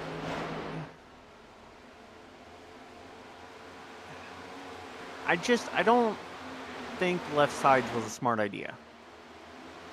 Especially at this track. Yeah, like this track, I mean, I could see maybe if it was a little hotter of a track temp. I just cannot. Now, I will say the only good thing is he is holding up the 19, 13, and the 2. I can guarantee you, Patience will run out very quickly.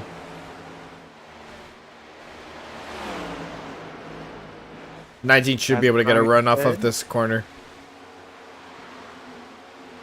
Yeah, Brian, you definitely found a good one with this guy. He is fairly. He's been 19 is one of doing the fastest. everything he can to try and get around the 36. If I'm the 19, well, it's because the 36 is breaking so much in the center of the corner. It's costing him so much time. So if I'm the 19, I'm going to go like he's doing here. Go high, get the run off the corner, and dive it down. Yeah, But the 36 is blocking. I will say, you have Charles running that high line and making it work. He's caught them. Ooh, just made a move on Jeff. The 19 needs to be a little careful, not overly push it. He just needs to run his race and be patient, and let the moves come to him. Because right now, because here's the thing, the 36 is gonna block wherever you're gonna have a run. Ooh, it's a 20 smacks the wall. As the 20 smoked the wall, he fought the 2 tried to follow him. Now here's the thing, if I'm the 19 and the 13, work together and get around that 36. This is true. Oh, they door each other? But it really didn't seem like they doored each other. Yeah, I think they just kind of came together and...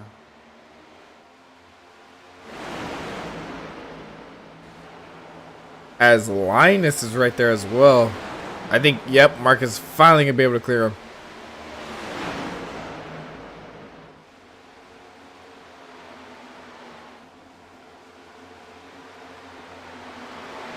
Charles is going to be able to get around the 19 as well. Now the 36 is in really big trouble with the whole Hornet's Nest right behind him. Yeah, he's... I mean, Oh, I heard a wreck.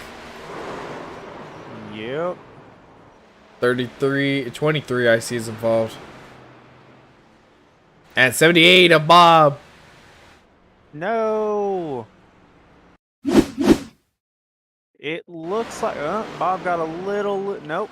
The 23 just drove kind of around him.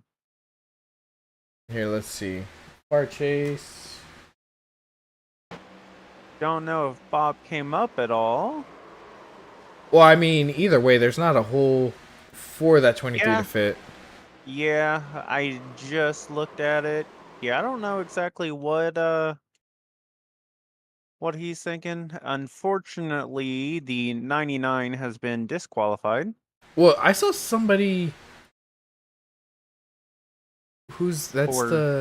I saw somebody.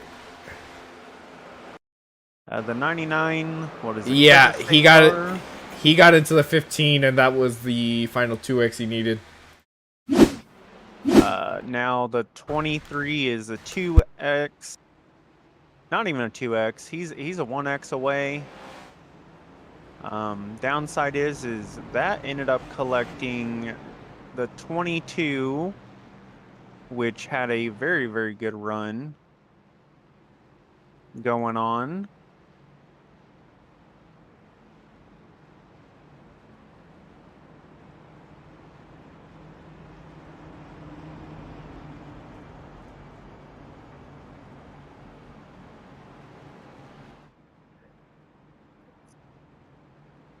No, I will say hands down, definitely one of the faster races we've had this season.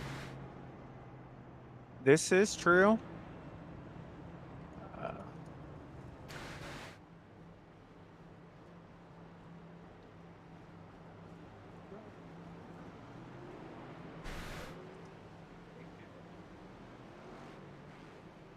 As James Bull is in second, Danny Solo in third, Angel in fourth, Tristan in fifth, Steven in sixth, Linus in seventh, Franz in eighth, Jeff Weimer in ninth, and Marcus Hagman rounding out your top 10. Well, actually, Rhea Ferris just took the 10th, I believe. Not sure what's going on. Marcus is dropping. Did Marcus get a speeding penalty? Nope. It actually looks like Marcus is just doing his Marcus stuff. Just dropping to the back? Yeah, kind of looks like it. No, I mean, to be fair though, Marcus could be playing the strategy game right now of dropping to the back, saving.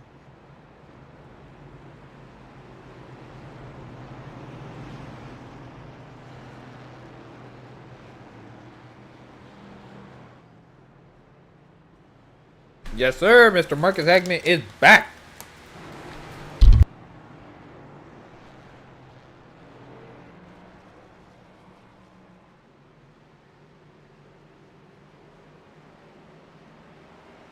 Yep, Brian, he is back for at least this race. I wonder who got the steak dinner. Yeah, I was just about to say that. I'm like, who brought... I'll take credit. Who got it? It was all me. He We just split it. he loved hearing my voice, so he came back.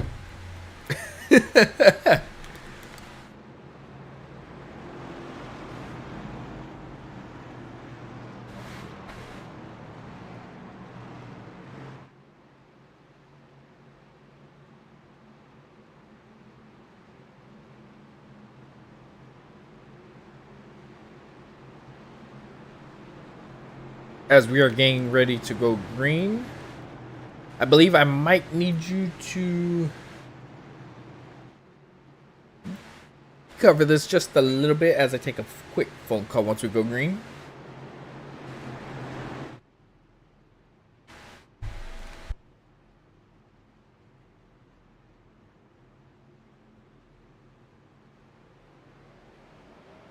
And green flag is out.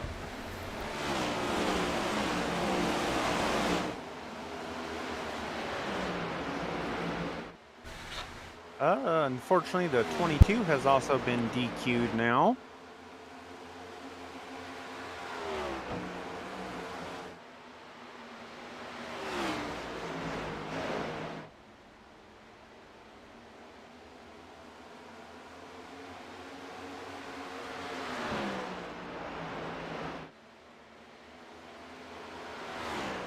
Hey, Brian, you should just join us up in the booth here.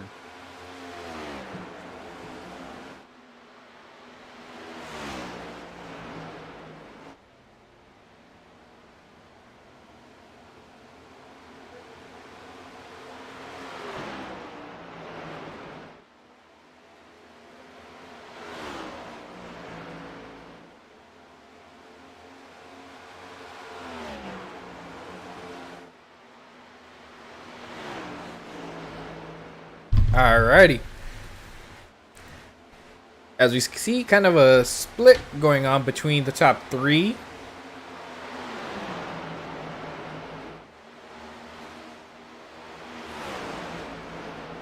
I will say there was definitely some encouragement stuff. Daniel Holmberg, of course, got DQ'd, unfortunately, on pit road.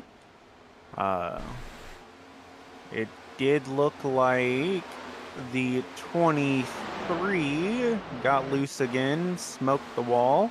He is on pit road right now. Yep. And Michael is. Oh, 36 gets put into the wall. Trying to hold on to it. He does. Man, that car is destroyed, though.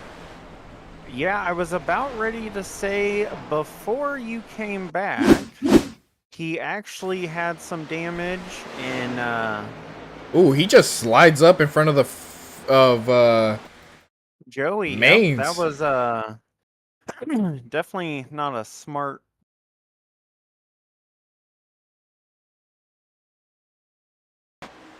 Yeah, he As just he thinks he sees clear and puts himself on the one. Man, he took a hard hit. Yep, he just mic'd up and pretty much said that his spotter said it. He was clear, so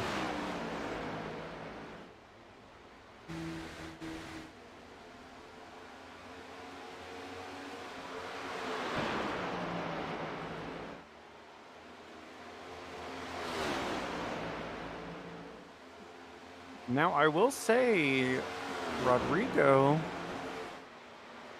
is not pulling away like he has. And I will say it is getting a lot foggier. I was about to say, it's getting foggier, right? Yes, which I was wondering if it was just me, but looking at the broadcast, it is also you as well. So yes, unfortunately, Tristan is parking it for the night.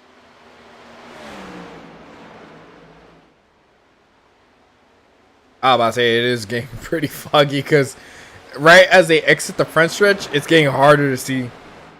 Yes, very, very much so.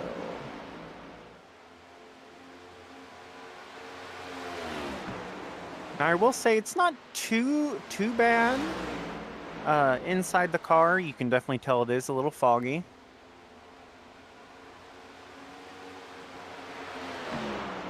Did try to get Brian to try to hop up in the booth with us if he was free.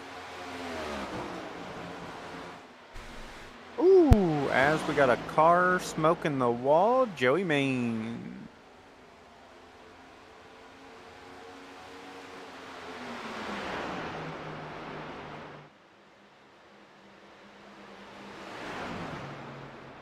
Not exactly sure where the caution was.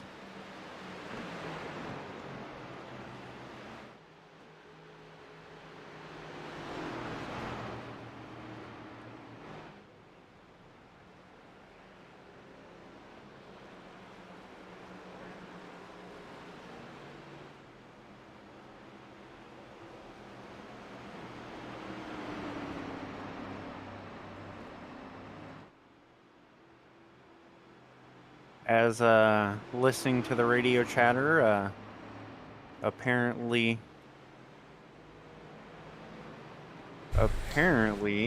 Let's take a look to see what happened. Who is the cause of this? I think Bob. Yep, it was Bob, Ooh. unfortunately.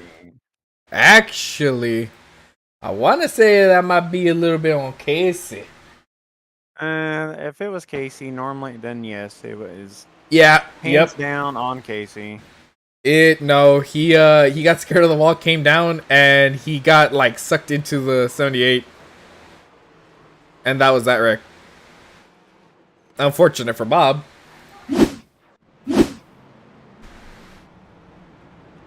Leave it to Casey, wrecking people, on to live another day.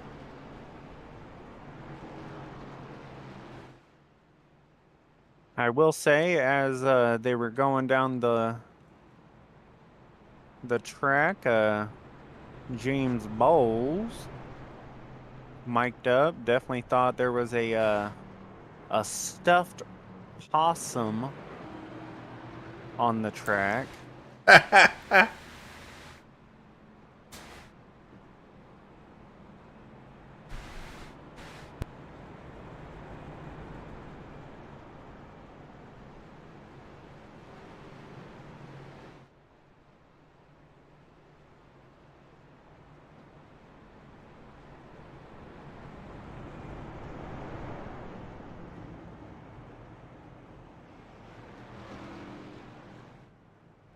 I will say, I don't think the I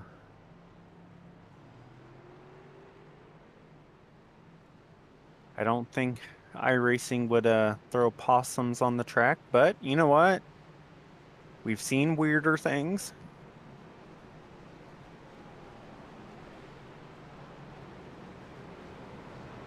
As I am listening to a little bit of laughing from some drivers, thinking that Angel is an aggressive driver.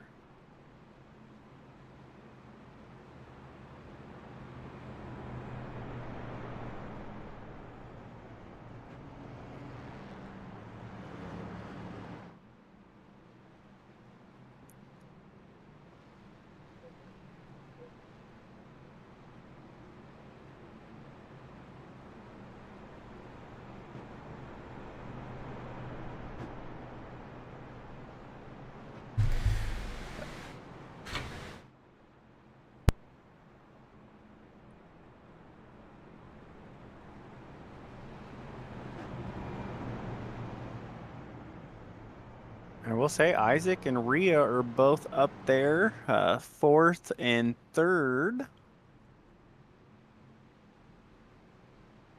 I don't think did Linus pit this last time?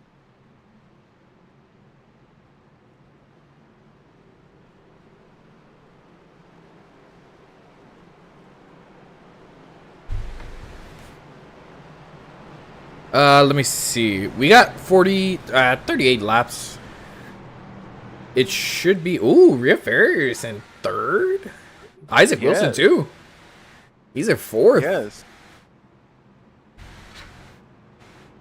Now I will say there is, looking at the incident count, there's only 3 drivers. Only 3 drivers with a 0x so far. I mean, with all the incidents we've had today, I believe it.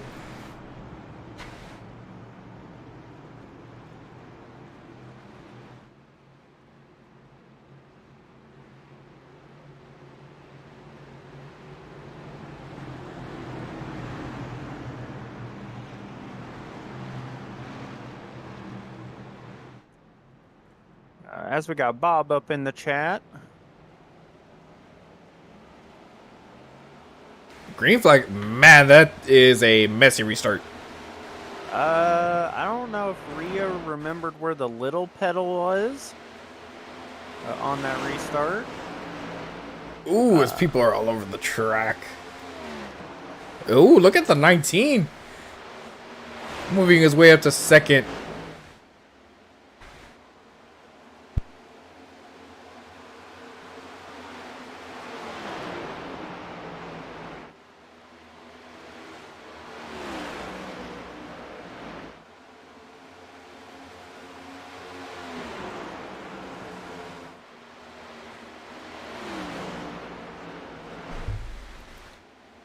So the 54 is on his way. You got 20 who's worked his way up.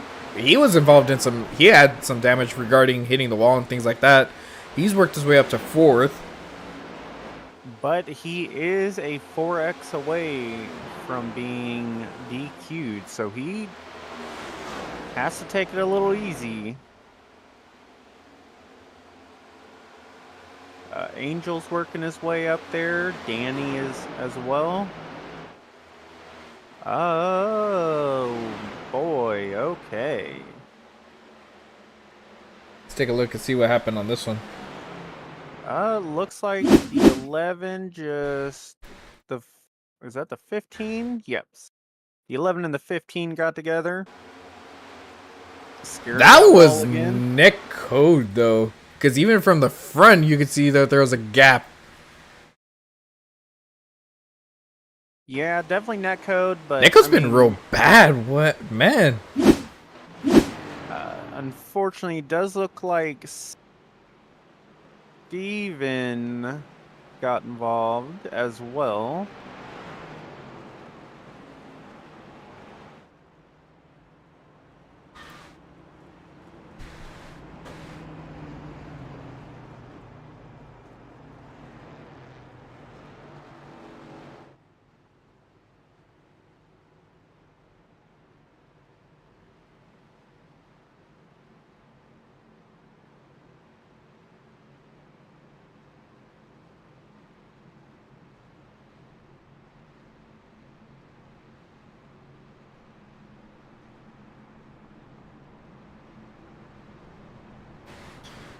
I will say this definitely shook up the list once. Man, this I have seen about 10 different sets of top 3 racers this race.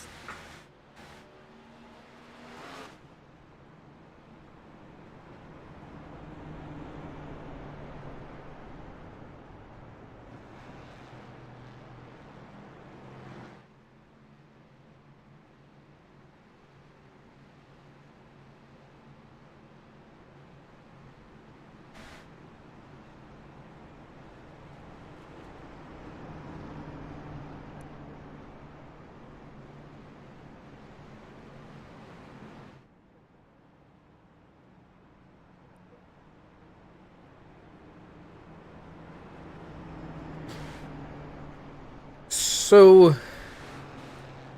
all right, with 30 laps to go, who do you think is going to win?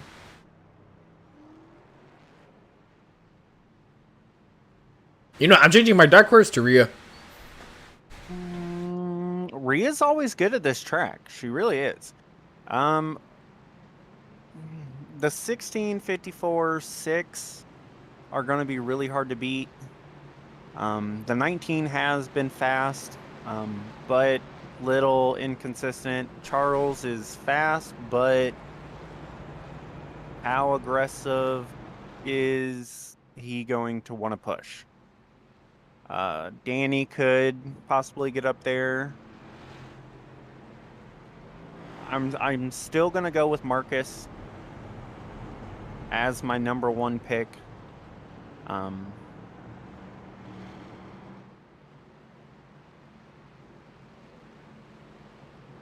As Rhea said in chat that she would rather be a frog horse instead of a dark horse for you. Where'd she put that? She said that in the race chat. Well, she's a dark horse today.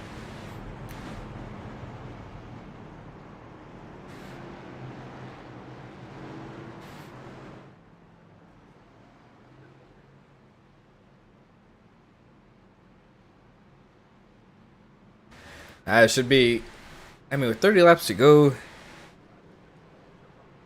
I mean, to be fair, all 15 lead lap drivers have a chance to win this race. To be fair, because it's Dover. And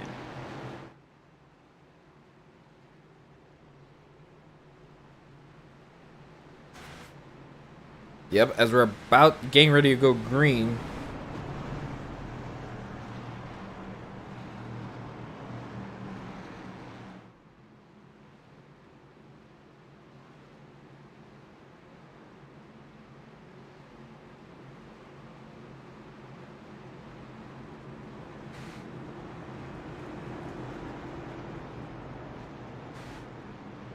I think if Linus could get ahead of the 54 here, I think it's going to be tough because of the dirty air.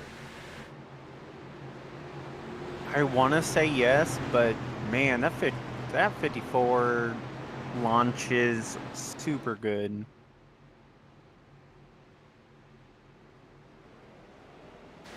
Green flag is out. And I mean, the Linus just gets an amazing jump.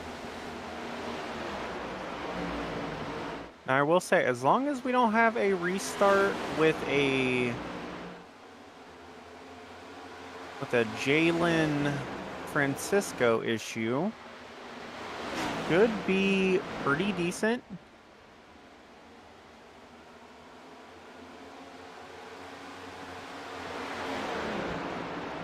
As Marcus has worked his way up to 9th so far.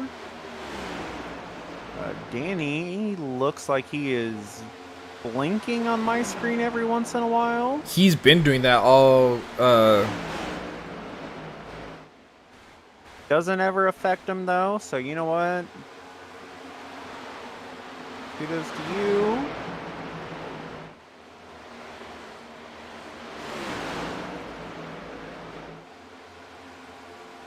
Now I will say, if I was Brian, I definitely would have to be pretty excited. Got 54, 20, 19, all in the top 5.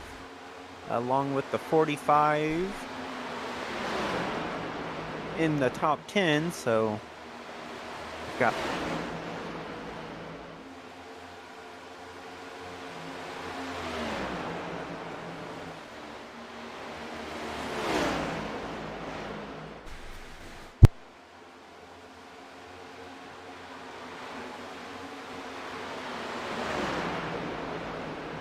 as you do have the 54 battling it for the first place.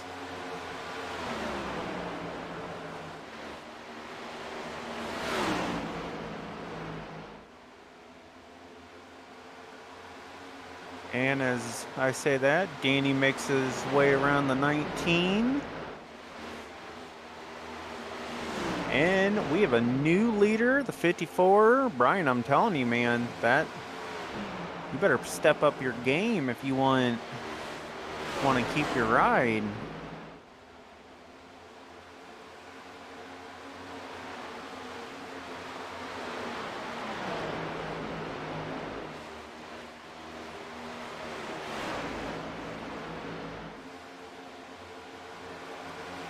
Now there is a battle going back with the 19 and the 48. Looks like the 19 is unfortunately fallen backwards.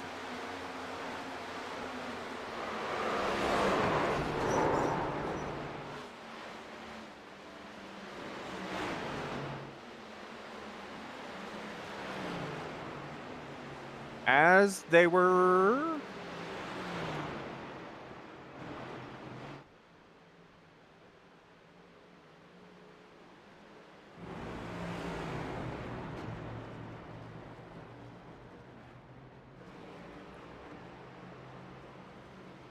unfortunately, that wreck happened. The 19 spun himself off the nose.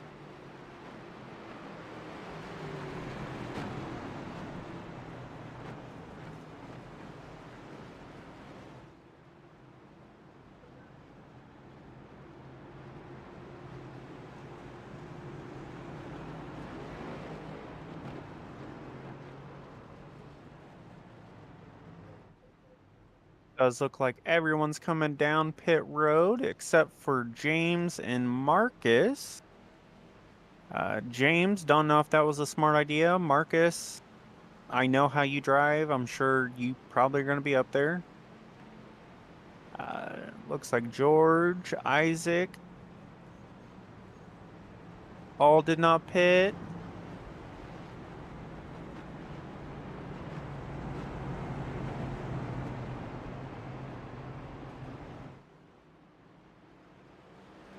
Unfortunately, with that wreck, it definitely gave Bob a meatball, Joey Maines in that 42.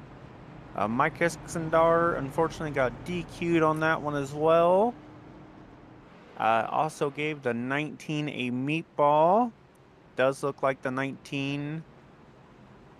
The 19 definitely came across the nose of the 42 or the 48. Fortunately, I don't have control of the cameras. Wish I could or did for you guys.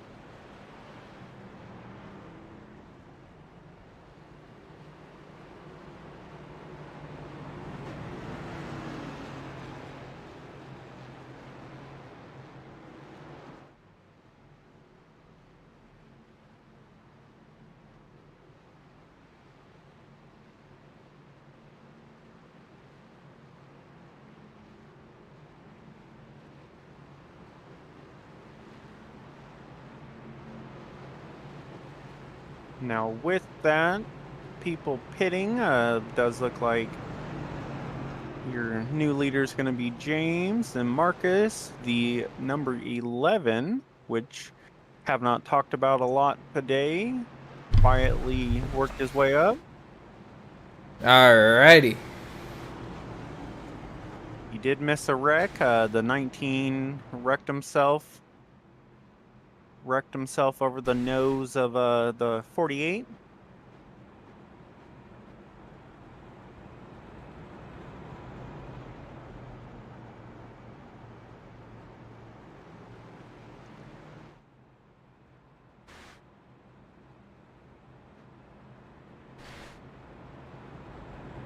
Here, let's see if I could go back and we'll go ahead and take a look. And it was the 19. Let me know if we are one to go. They are still under caution. Or still under pacing. Ooh. Looks like the 48 just comes up and gets him. Ooh, and he collects the 42. The 42, the 3. It was a pretty decent one. Oh, yeah. The 1 DQ'd, so. But that caution coming out did shake it up. You got James, Marcus, George, and Isaac, the top 4. I will say Angel did have a spare set of tires.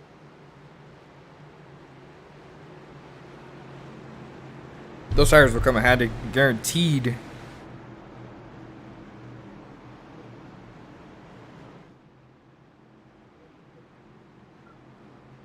Honestly, Brian, I agree with you.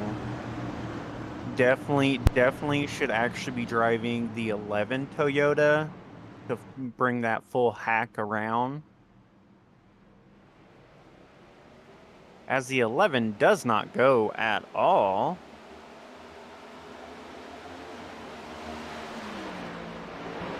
And the 11 gets sideways. Caution is out. Cody McCorkle. Let's take a look. You know, I will say that's the biggest thing. Oh, to just... I will say the biggest thing I have seen is restarts are not the friend for anybody. But what happened here? I think it all started with the 11. The 11 did not go. The 4 took it to the inside. What happened with Bob? I think what happened was the 11 got loose. The 45 checked up. Oh, 78 just got ran over by the 9.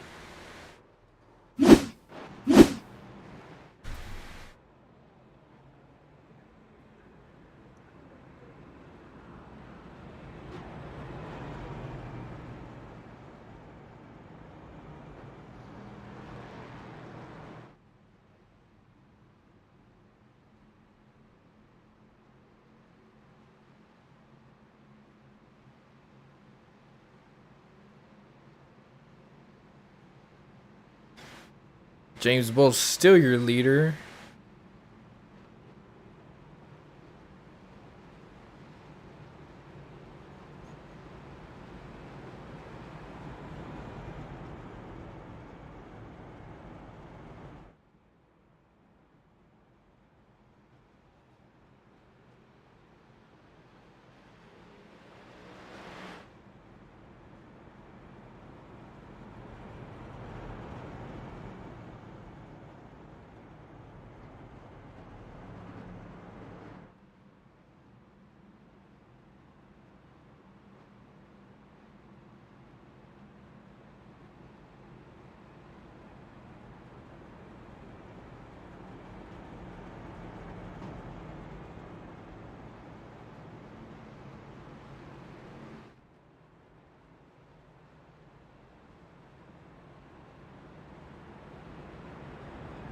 Now, I will say, do you blame Danny for taking it?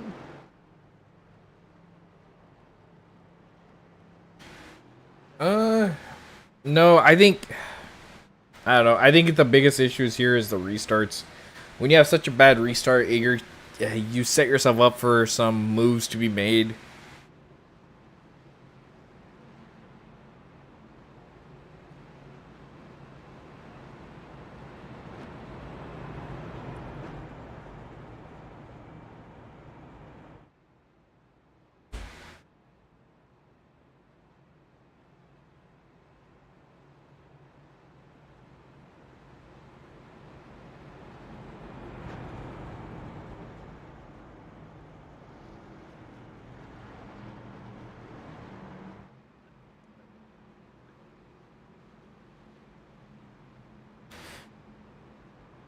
Now, at this point, 15 laps to go. You gotta start pushing.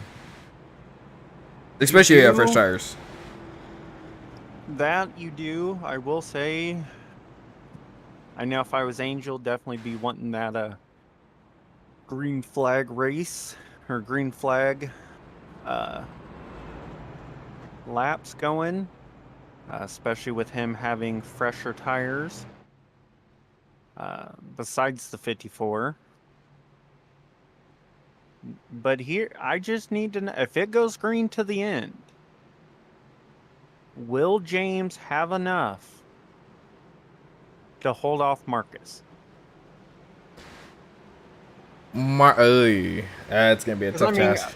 So, James is fast. I'm aware of that. We all know he's fast. But it's Marcus. I'm gonna have to go. I'm giving it to Marcus. He's still my pick. He's sitting second. If he wins, it's gonna be the first time we've ever picked an actual winner.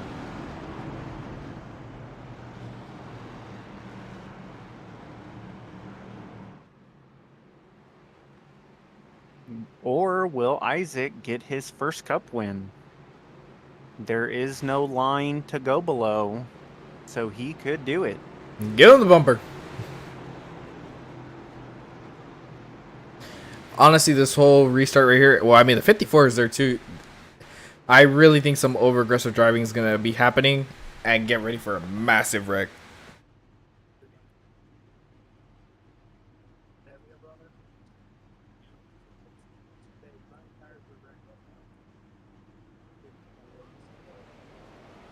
And away we go. 48 gets a really good launch. Now, I will say, Marcus did spin his tires a little bit, and so did the 54. Yeah, but the 54 is right there. The 54 is going to just walk away as long as it stays green.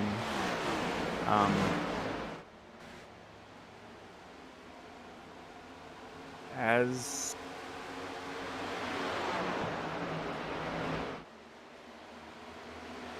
We're at 12 laps to go. Ooh, as we saw Charles in the wall. Charles in the Angel. I was about to say, they made contact, and Charles all over that. Ooh, the 11's in the wall. I'm sure Charles is probably not happy, but cannot blame Angel for that. Oh, Rip just put Steven into the wall. Oh, Steven has a... Yep, Steven is... Steven is definitely meatballed after that. Unfortunately, Steven definitely had a very, very good race going on. By the way, the 54 is in the lead now. Does not surprise me, as it looks like Marcus is getting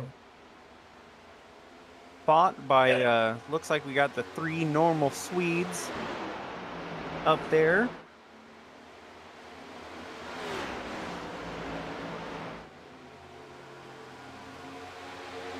Then you have Isaac and Angel, Charles George, and Jeff Weimer. Now, I know Jeff has had some good runs, and Rhea has had some issues, but team orders would Jeff give her the 10th place spot to get those little extra points? Knowing Jeff, absolutely not. This is true. I mean, to be fair, I would not, but that's just me. As Danny, Linus, and Marcus are all battling it out. All this is doing is giving the 54 James and the James just a free ride. To be fair, I feel like no one has anything for the 54. I mean, he's won the race pretty much, but I feel like James is kind of lucked into the second place with them battling like they were. As you do see Isaac, Angel, and Charles battling it out real good. Yeah, they are. Ooh, Charles gets to the wall. Ooh, it's 6 on 43, make a little contact. Charles is really pushing that car.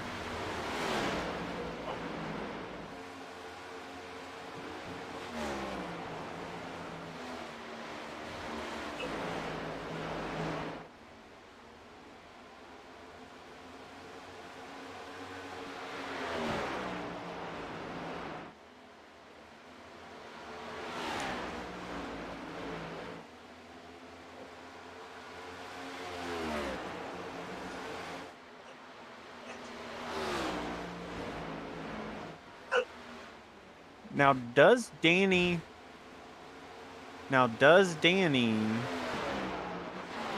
have enough to catch James?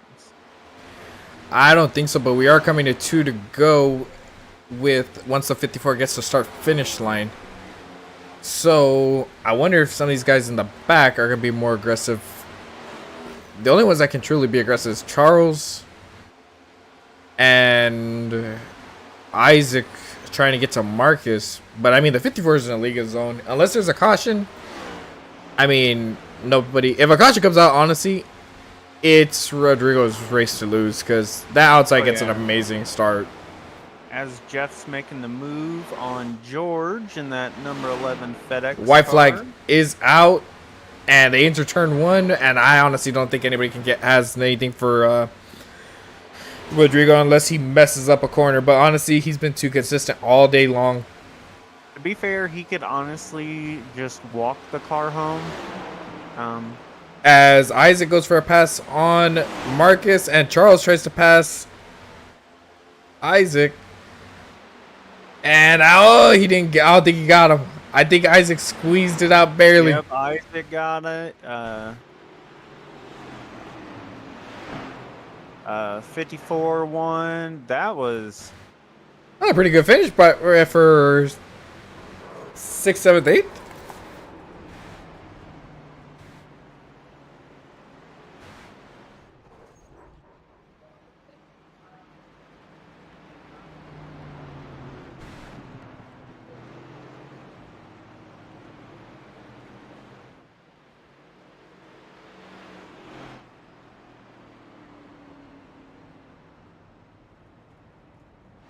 does sound like, according to Rhea, that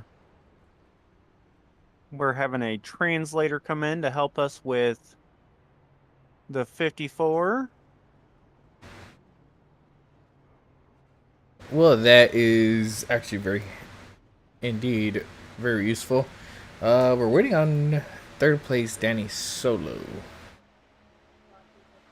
But I don't know. Yeah, he's in Sewer House right now. I guess we'll wait to see if he'll jump up to the podium.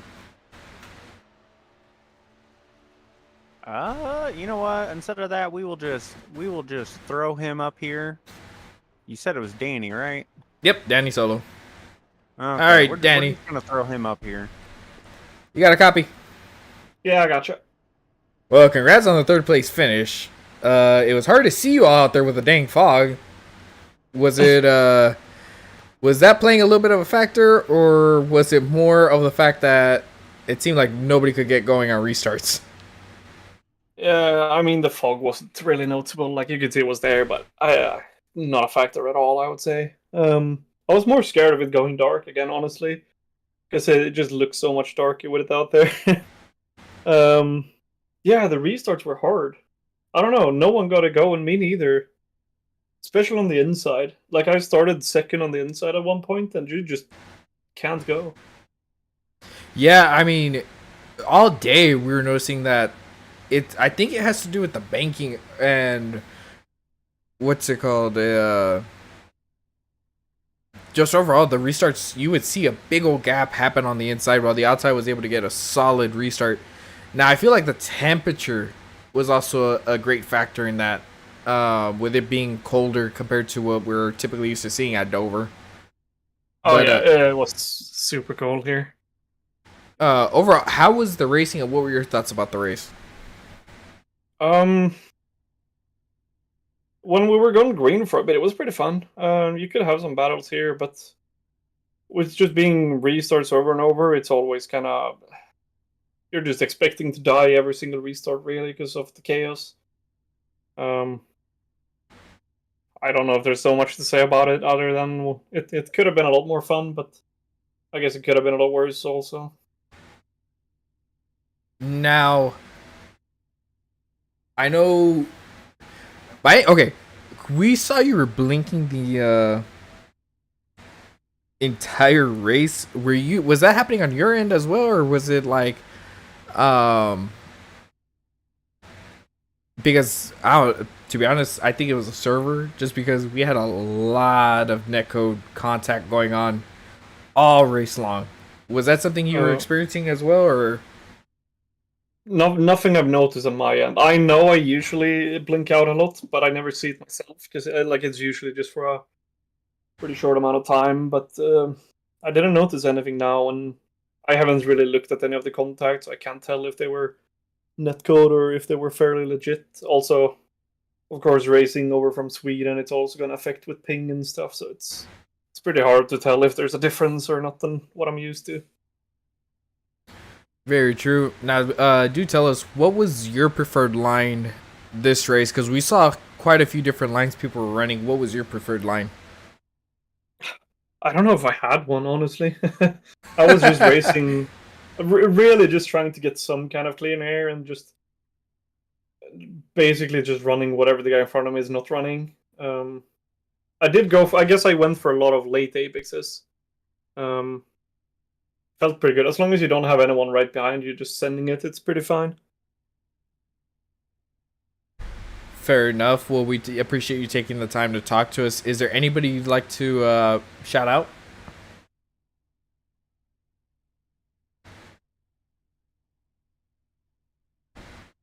Hello? I may have just lost you there for a second. Oh, there we go. I was like, did I lose you? Is there anybody you'd like to shout out? Yeah, I want to thank my boys in SHR here. Also, of course, my guys over at Alcantech NHR and all of those sponsors. You guys putting on a good show here as well, as always. Well, we greatly appreciate you, and congrats on the third place win. We'll go ahead and let you get back to your team, and we look forward to seeing you next week. Yep. All right, let's bring in second place finisher, James Bowles. We have gotten Mr. James. How's it going, guys? All right, you got a copy? Yep. So after taking out half the field, now just joking. So I mean, overall, it was a solid race by you. I know the field kept getting flipped around after every other caution. It seemed like there was a new top 3, a top 5 every single time. What was the biggest difference you noticed when in being in dirty air and in clean air? I can't really tell a difference, honestly. To me, when we were cycling through tires through pit stops, especially on new tires, it takes like at least 5 to 10 laps for those new tires to really kick in, and that's where I can make those moves up. So really, the dirty air and clean air, for me, it didn't really have much of a difference, except one instance when I was behind the 22. I don't know which, it was early in the race, but yeah, that's about how okay my race has been. I'm just, a little disappointed about the result with 9 to go. I kind of wish the 54 didn't give me the bumper there on the front straightaway, because I would have won the race, maybe. But he had so much of a run, he just got into me, and gave me suspension damage to the point where I had to literally hold on for a second, which I did. But, yeah. Well, with that being said, I mean, overall in He was not going to win the race. What's it? Damn race. Now granted, being where you were and all that, now I do know in point standings you are, I believe, in the top 10 if I'm not mistaken. Solid points performance. I believe. Solid points performance for you. Now, with the playoffs, slowly creeping up on us. What's your goal for the remainder of the season? Win every single race as possible. That's been my goal since the season started. But and in the end of the day, it's really, if it's not the wins, it's consistency that matters. As long as the playoff format works to my favor, at least, especially with how we get stage points and all this. But I mean, right now my goal is just try to win a race before the chase starts. I know we're going to Kansas next week, which I'm super excited for. I wasn't really excited coming into this week, coming to Dover, because I think I was going to be pretty terrible, but not really. So just how I performed well in this track, and how the weather and everything was, it kind of suited me. But before the chase, the playoffs or chase starts, for that matter, whichever one you want to call it, I don't give a damn.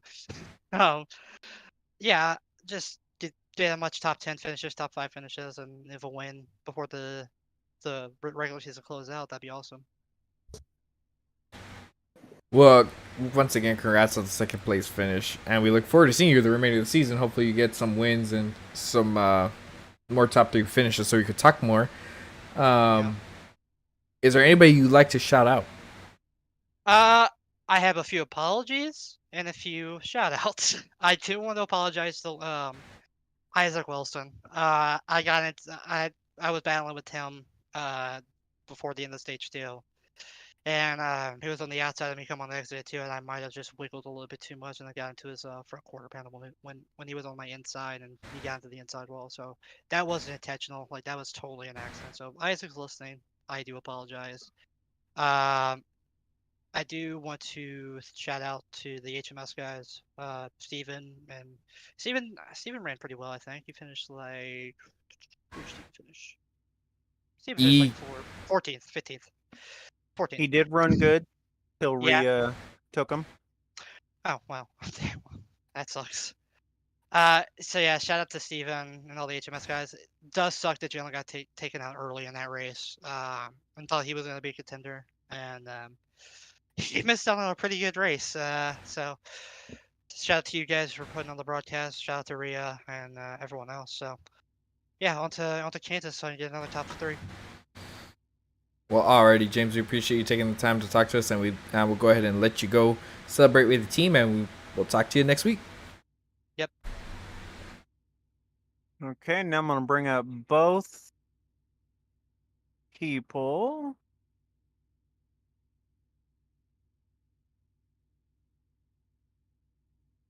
And this is going to be your race winner.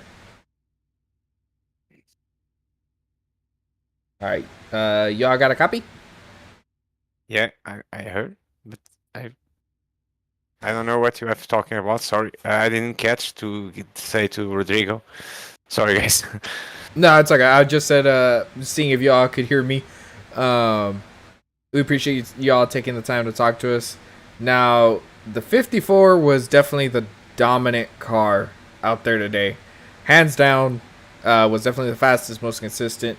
What was his strategy coming into the race? Ora, estão a dizer que tu foste mais rápido, que foste dominante, digamos assim, mais consistente. Qual foi a tua estratégia? Obrigado, boa noite a todos. É um prazer estar aqui. Eu tentei poupar pneu o máximo possível, acreditando num long race.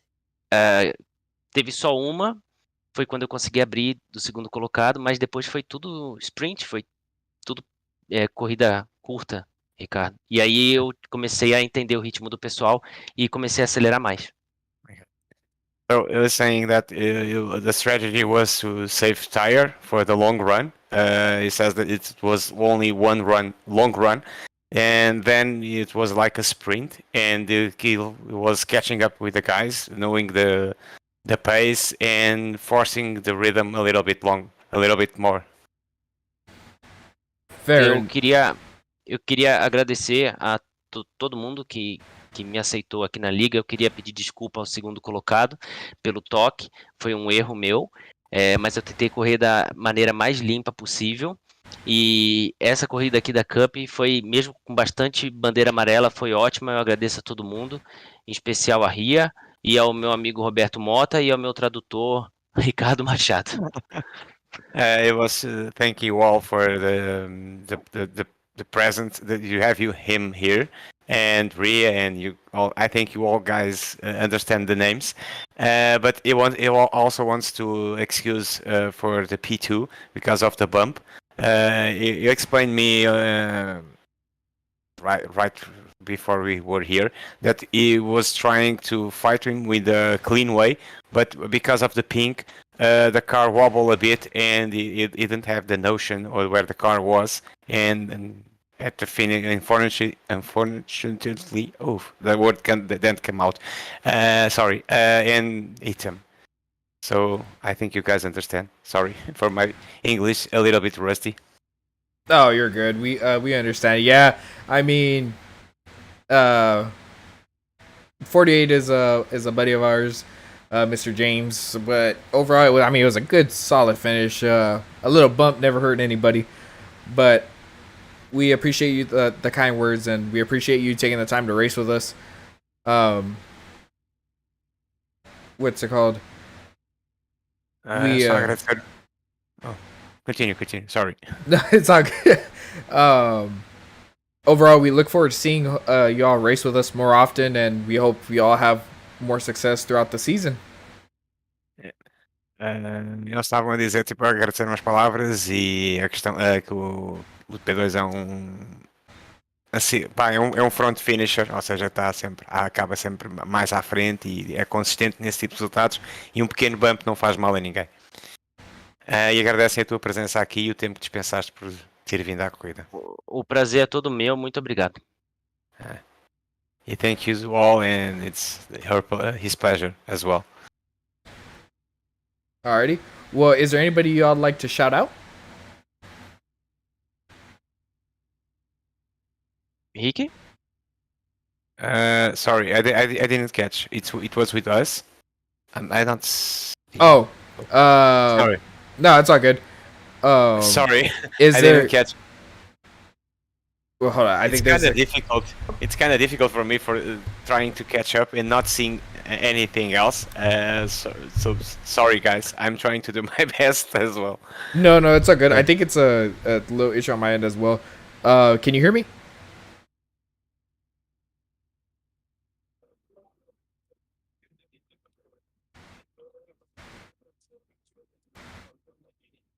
Thomas, you can hear me, right? Yeah, I can hear you. See if you can communicate. Cause I don't know if it's Ricardo, is there anyone that you got, or you or Rodrigo would like to give a shout out to? Thank. Like thanking to anyone. He thanks you all for the invitation. I think I said that, and Roberto as well, because I think it was about through Roberto do you know the league. Queres agradecer a alguém, Roberto? Se eu quero agradecer alguém, eu já agradeci todos. Roberto, thank you for Ria, Ricardo Machado e Roberto Mota e a todo mundo aí que fez a excelente prova. It says that the race was excellent and great, even with all the yellows. I don't know if I understand correctly. Sorry, but I think it's this. It's kind of messy. Sorry. Oh, it's all good. Perfectly fine. With that being said, we appreciate you taking the time, and we look forward to seeing you next week. Yeah. Thank you so much for the opportunity as well. Estão a agradecer? Queres dizer mais alguma coisa, Rodrigo? Não. Espero ver-te cá para a semana. So I was translating the final words. So thank you so much for everything, and see you next week as well. Alrighty.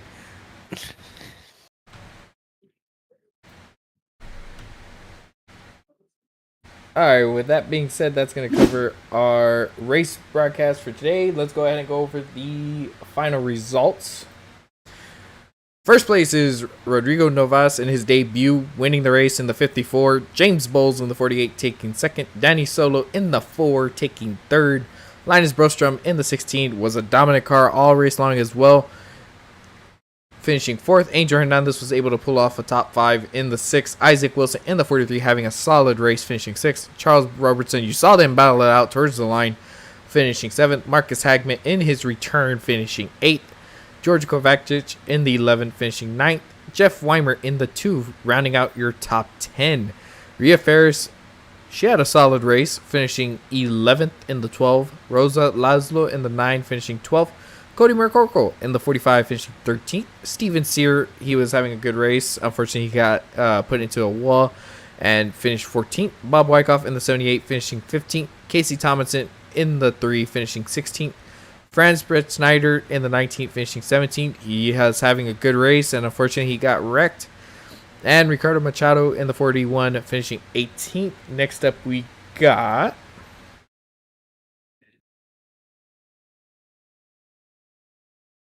Chris Van Maastricht in the 17th, finishing 19th. Christian Delgado in the 77, finishing 20th. Joey Maines in the 42, finishing 21st. Johnny Castle in the 34, finishing 22nd. Michael Hagstrom in the 15th, finishing 23rd. Michael Iskandar in the 1, finishing 24th. Michael Havlisson in the 66, finishing 25th. Tristan Rivers in the 36, finishing 26th. Roberto Moda in the 23, finishing 27th. Daniel Homer in the 22, finishing 28th.